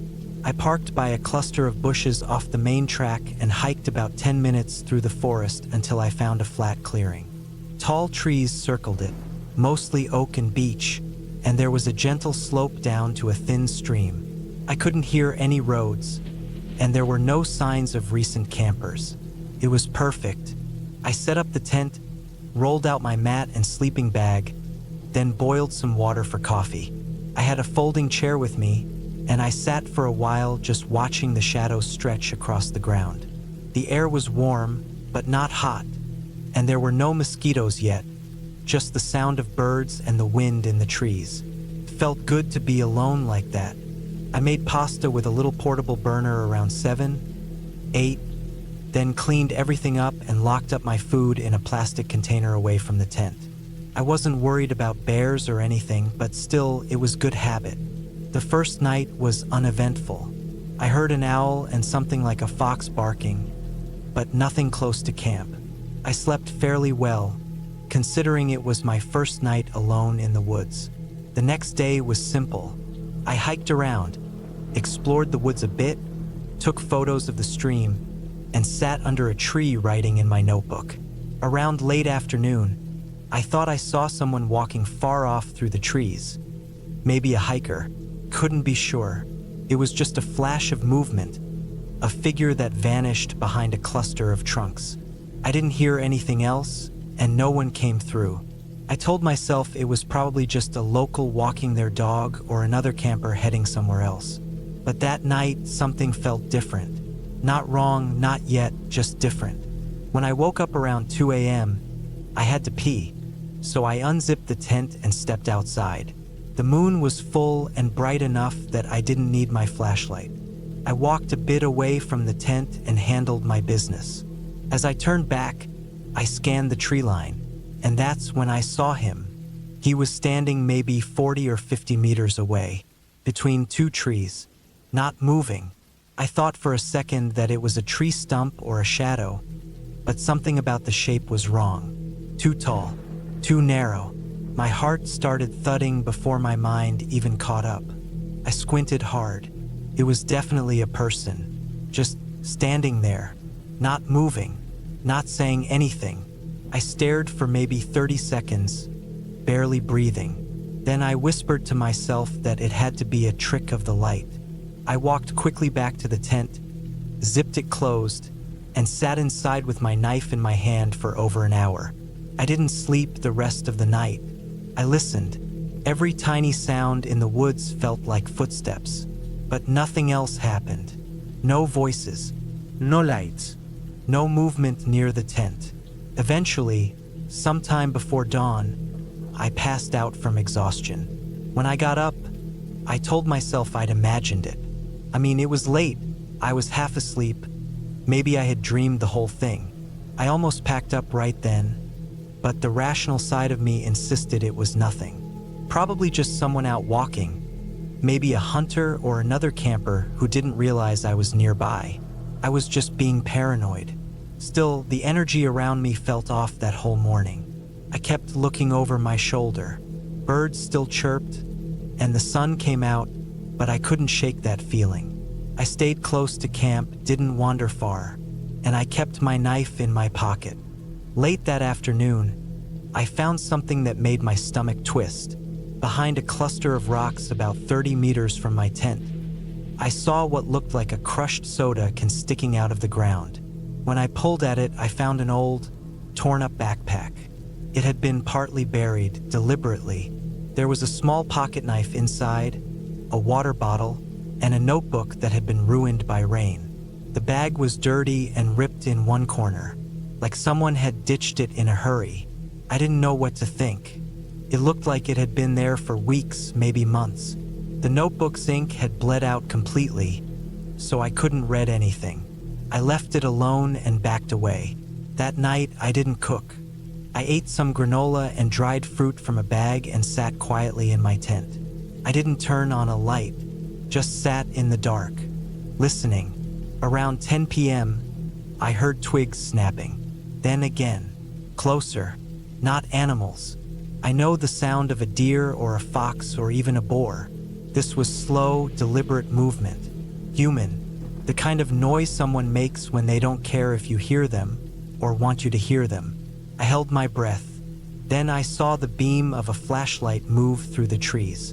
It didn't shine directly at me. It scanned back and forth, slowly, like whoever held it was looking for something. I didn't move. My hand was on my knife again, but I knew I was exposed. My tent wasn't exactly camouflage. I had a dull-colored rain fly, but in the moonlight, it still stood out against the ground. The light disappeared. No sound for a while. Then a snap closer than before. I stayed frozen in my sleeping bag until it started getting light. At some point, I must have dozed off from sheer tension. When I got up, there were footprints near the edge of the clearing. Not mine. I wear a size 44 hiking boot. These were smaller. Running shoes, maybe. I followed them for a bit. They circled the camp at a wide distance, then vanished into thicker brush. I packed up everything that morning. Fast, but quiet. As I rolled up my tent, I noticed something that made my skin crawl. On the tree nearest my tent, someone had carved a symbol. I hadn't seen it before. It wasn't deep, but it was fresh, no moss, no age. It was a simple X inside a circle. Nothing elaborate, just there. I didn't take the time to think about what it meant. I hiked out with my pack and didn't stop until I was back at the car. The air felt thicker somehow, like I was being watched, even as I reached the road. When I finally turned the key and the engine started, I felt the first real wave of relief since the first night. I didn't go straight home. I drove to a gas station near Aubin and sat inside for over an hour, eating junk food and just watching people. I needed to be around other human beings, normal ones. I reported what I'd seen, the backpack, the carving, the footsteps, to the local gendarmerie. They took notes and said they'd send someone to look, but I never heard back. Maybe they found nothing. Maybe they didn't look. I didn't follow up. Back in Bordeaux, I couldn't stop thinking about it. The way he stood there, the slow footsteps at night, the buried backpack, the symbol on the tree. I knew, deep down, that if I'd stayed one more night, something would have happened. I don't know what, but it wouldn't have been good. I haven't been camping alone since then. I still like nature and I still go on hikes, but never alone, never that deep, and never without cell service. I think the scariest part wasn't seeing him. It was knowing he was there, moving around me, marking trees, watching, waiting for something. And the worst part is, I'll never know what he wanted, but I know it was nothing good.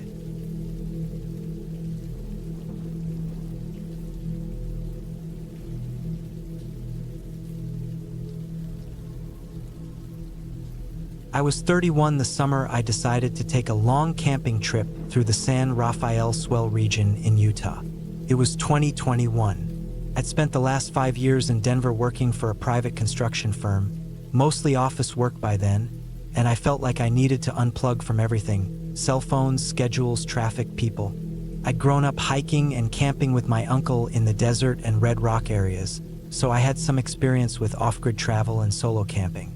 But it had been a while. I told work I was taking 2 weeks off and planned a route that would keep me out there for 9 or 10 days. I drove my old silver Tacoma down through Green River and took Temple Mountain Road deep into the swell. I brought along my gear, extra water jugs, my dog Lou, a 6-year-old black lab, and plenty of food and fuel. I was planning to hike slot canyons and sleep out under the stars as much as I could.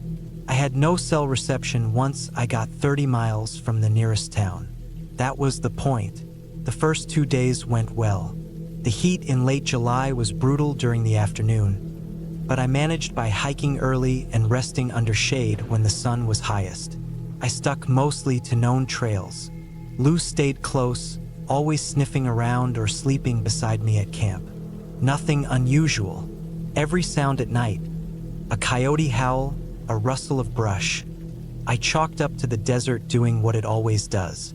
I kept a flashlight by my sleeping bag and my knife strapped to my thigh, but that was routine. I wasn't worried. It was on the third day, hiking in one of the lesser-traveled canyons near Hidden Splendor Mine, that things started to get weird. The area was remote, real remote. No vehicles, no signs of people for miles. The trail was narrow and mostly just followed the dry wash. I planned to loop back to my truck by the evening and move to another camp the next day. About 4 miles into the canyon, I found some old animal bones picked clean, deer or maybe elk. That wasn't rare out there, but they were stacked together, not scattered like you'd expect from scavengers. They were arranged neatly under an overhang, ribs and leg bones in a rough pile, skull balanced on top. It felt off. There weren't any tracks or droppings nearby, no signs of a predator den. Lou growled once low, but didn't bark or bolt. I pulled him away and kept going, trying not to overthink it. I figured someone had maybe collected them for a photo or display and left them behind. But then I saw another similar pile about a mile farther. This time it was smaller, rabbit or some other small mammal. Same arrangement, skull on top. I didn't know what to make of it. People sometimes leave weird stuff behind, especially out in places like this, but I hadn't seen another soul in 3 days. I started looking for boot prints, tire marks, anything, but the dry ground held nothing, just wind-blown sand and crusted dirt. I turned around shortly after that. Lou was acting nervous. He kept looking behind us, ears twitching, tail down. I kept a good pace back toward the truck, not running, but definitely walking faster than normal. It was late afternoon when I got back and loaded Lou into the cab. I didn't feel like staying there another night, so I drove west toward a site I knew near Muddy Creek. Took about an hour. No signal out there either. That night I set up camp like normal. Small fire, cooked a simple meal, tied Lou's leash to a ground stake. But something felt off. It wasn't one big thing. It was small stuff. Lou kept looking into the brush on the edge of the firelight. He didn't bark or lunge, but he stared. Every time I turned my head, he turned too. I looked and saw nothing. Just the same yucca plants, sagebrush, and scattered rocks. I went to bed late, sleeping in my tent that night instead of under the stars like usual. I kept the zipper open and the rain fly off so I could see the sky. I woke up at some point after midnight. Lou was standing up inside the tent, rigid. No growling, no barking. Just silent and still. His head was pointed at the open flap. I stayed quiet, listening. Nothing. Then I heard what sounded like footsteps. Slow, steady, just outside the tent. Crunch, pause. Crunch. Long breaks between each step. I thought it might be a deer at first, or maybe a coyote sniffing around, but the steps weren't light. They were heavy, dragging almost. I reached for the flashlight and turned it on fast, shooting the beam out the open flap. There was nothing there, just the empty fire pit and the darkness beyond it. But Lou didn't relax. He was staring to the left now, toward the slope leading down to the wash. I got out of the tent, walked slowly in a wide circle, checking the ground with my light. I found no prints, nothing disturbed. No smell either, nothing foul. I stood there a while in silence, flashlight scanning the trees and shrubs, waiting for something to move. Nothing did. In the morning, I told myself it was probably a deer. I moved camp again, this time south toward Goblin Valley, still within the swell but closer to some smaller side canyons I'd never explored. I spent the next day hiking alone while Lou rested in the shade. It was quiet again, mostly, but around mid-afternoon, I started to notice strange tracks in the sand, bare feet. Human-shaped, no shoes, no socks, toes visible. But they were wrong. They were too wide, and the stride was long, like someone running or leaping. I bent down to measure, longer than mine by a couple inches, but the edges weren't fresh. They'd been made maybe the day before or earlier. They were leading toward a narrow side canyon with steep walls. I didn't follow them. That night, I kept the fire bigger than usual. Lou stayed close again, wouldn't wander. Around 10, I heard something moving just past the firelight again. This time it was faster, 2 or 3 quick steps in the brush, then silence. I stood up fast, flashlight ready, shined it out into the dark. Nothing, but Lou was growling this time, low and deep, his back arched. He was staring at a patch of dark brush maybe 40 feet from camp. I kept the light there for a solid minute. Still nothing. I tossed a rock into it and waited. Still nothing. I barely slept that night. Every sound put me on edge. I heard the steps again, twice. Same slow crunch, same long pauses, but they never came close. I stayed in the tent, knife in one hand, flashlight in the other. On day 6, I started to feel like I was being followed. I never saw anyone, but I kept catching movement just out of sight. A figure between trees, a shape slipping behind rocks. Once, while walking up a dry creek bed, I heard something behind me and turned fast, but nothing was there. Just Lou looking back over his shoulder. Tense. I climbed a ridge to get a better view. No people, no animals, just red rock and heat haze. I set camp far off any trail that night, hoping distance would give me peace. But it didn't. Around midnight, I woke up to Lou barking loud, frantic. He tore loose from the stake and bolted into the dark. I scrambled out after him barefoot, flashlight bouncing in my hand. I followed his barking down a slope, stumbling over rocks. Then the barking stopped. Total silence. I shouted for him once, then stopped. My voice echoed weird in the rocks. I stood there in the dark, flashlight sweeping left and right. Then I saw movement up on the ridge. A figure, human-sized, crouched, watching. I froze. The figure moved, smooth, low to the ground, and vanished over the crest of the hill. I didn't follow. I backed up slow, heart hammering, and returned to camp. I stayed up the rest of the night waiting for Lou to come back. At dawn, he still hadn't. I packed up and spent the morning searching, calling, whistling. I hiked a few miles in a loop but found nothing. No paw prints, no blood, no sign. I kept thinking maybe he'd come back to the truck, so I headed there by midday, tired and jumpy. He wasn't there either. I waited another 2 hours. Finally, I started the drive out. No radio signal until I got close to I-70. I stopped in Green River and put up a couple flyers in case someone found him. I doubted anyone would. That night, I stayed in a motel for the first time in over a week. I barely slept. I kept checking the window, thinking I'd hear those same slow footsteps. I didn't tell anyone what I really saw out there. When I got home, I told my coworkers Lou ran off chasing a jackrabbit and didn't come back. That was true, but I left out the figure on the ridge, the strange footprints, the bone piles. I didn't go back to the swell the next year, or the year after that. It's been 4 years now. I still think about Lou. I still remember the sound of those steps outside the tent. Sometimes I dream about that figure, crouched, watching. It never makes a move in the dream, just waits perfectly still, and I never get close enough to see its face. I don't believe in skinwalkers. Not really.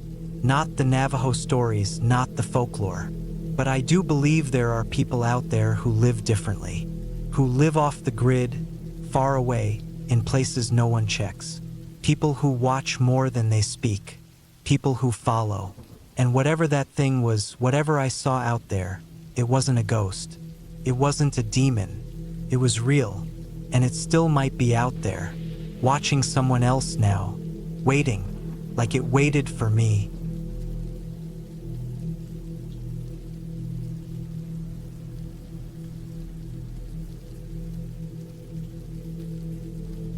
It was mid-October in the high plains of Montana when I found myself standing at the edge of a weathered old graveyard.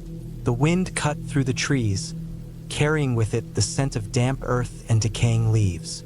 I'd been on countless camping trips, but this one felt different. The air was colder, the sun was setting earlier than usual, and there was an unsettling silence, the kind that made the hairs on the back of your neck stand up. I was 32, alone, and had planned this trip to get away from everything. Life had been stressing me out, work, family issues, and just the general noise of modern life. I needed something real, something grounding. Camping, just me and the wilderness, was my escape. I was used to sleeping in the woods, but a graveyard? That was a first. The graveyard was tucked away on a small hill, surrounded by dense trees that had grown tall and wild, their branches reaching like twisted fingers towards the sky. The place had been abandoned for years, the gravestones worn down by time, many so old that the inscriptions were unreadable. Some were still standing, leaning slightly, their once straight lines now broken, as if the ground had shifted beneath them. I had read about this place in an old hiking guide, and the idea of camping near such a place intrigued me. The remoteness, the isolation, the history, it all seemed fitting for a solo trip. I set up my tent in a small clearing near the entrance to the graveyard.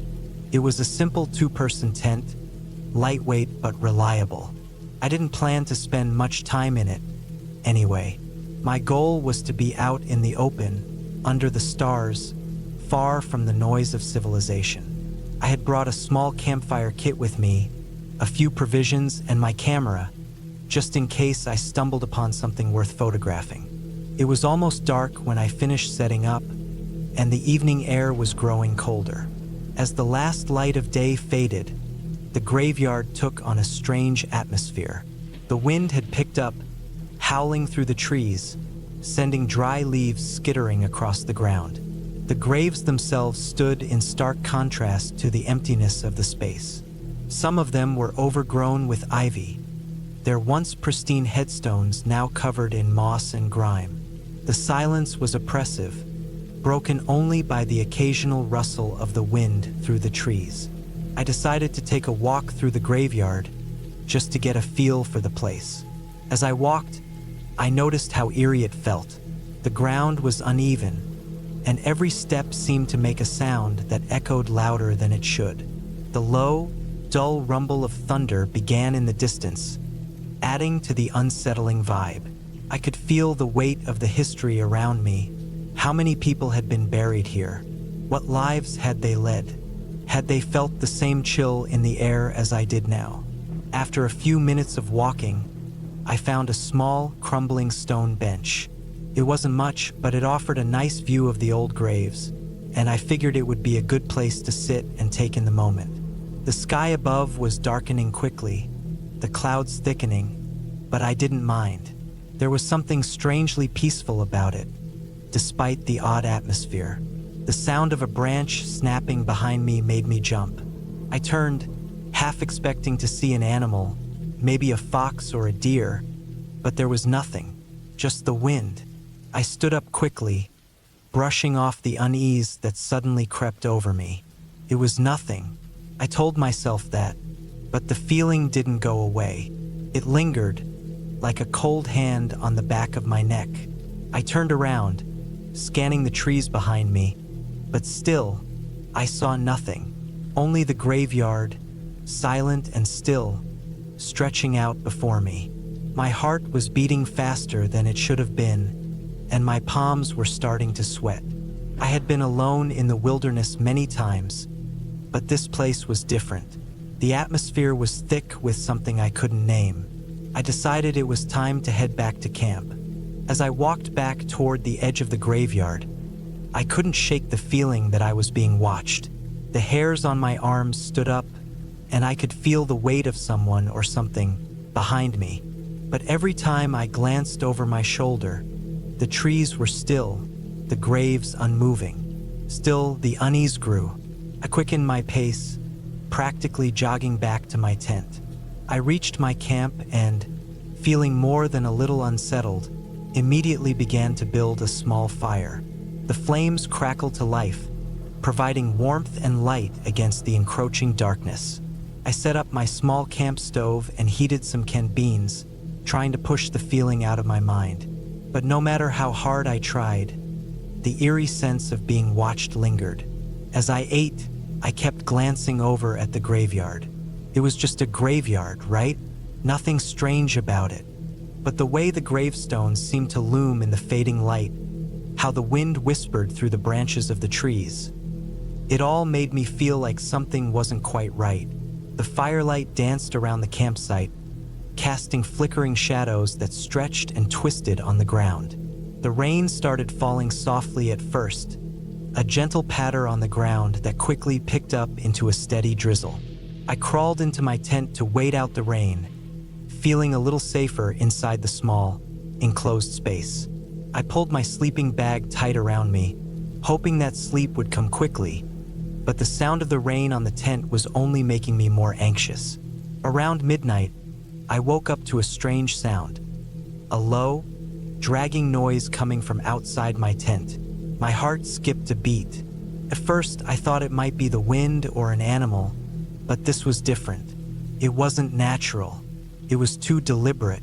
The sound of something heavy, something scraping against the ground. I held my breath, listening, trying to convince myself that it was nothing. But the sound persisted, growing louder, closer. I lay there, frozen, unable to move. Every fiber of my being told me to get out, to run, but I couldn't make myself move. The noise stopped suddenly, replaced by an unsettling silence. My mind raced, my thoughts tangled in confusion. What was it? Who or what was out there? After what felt like an eternity, I mustered the courage to unzip the tent just a little, peeking out into the night. The fire had gone out, leaving the campsite in near total darkness. The graveyard loomed in the distance, its outline barely visible in the dark. For a moment, everything was still. The rain had stopped, and the wind had died down. Then, from the corner of my eye, I saw it, a figure, moving slowly among the graves.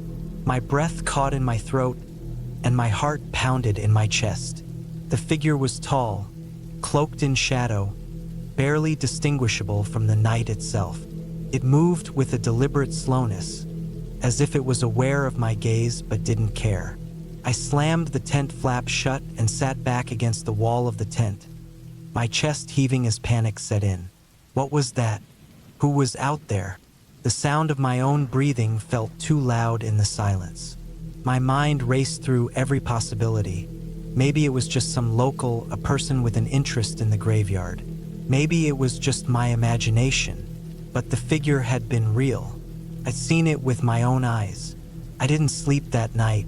I lay in my tent, awake and alert, listening for any movement outside. I had no idea what the figure was, but I wasn't about to stick around to find out.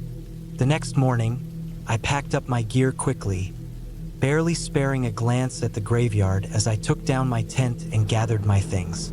The sky was cloudy, but the rain had passed. The stillness of the morning was almost suffocating.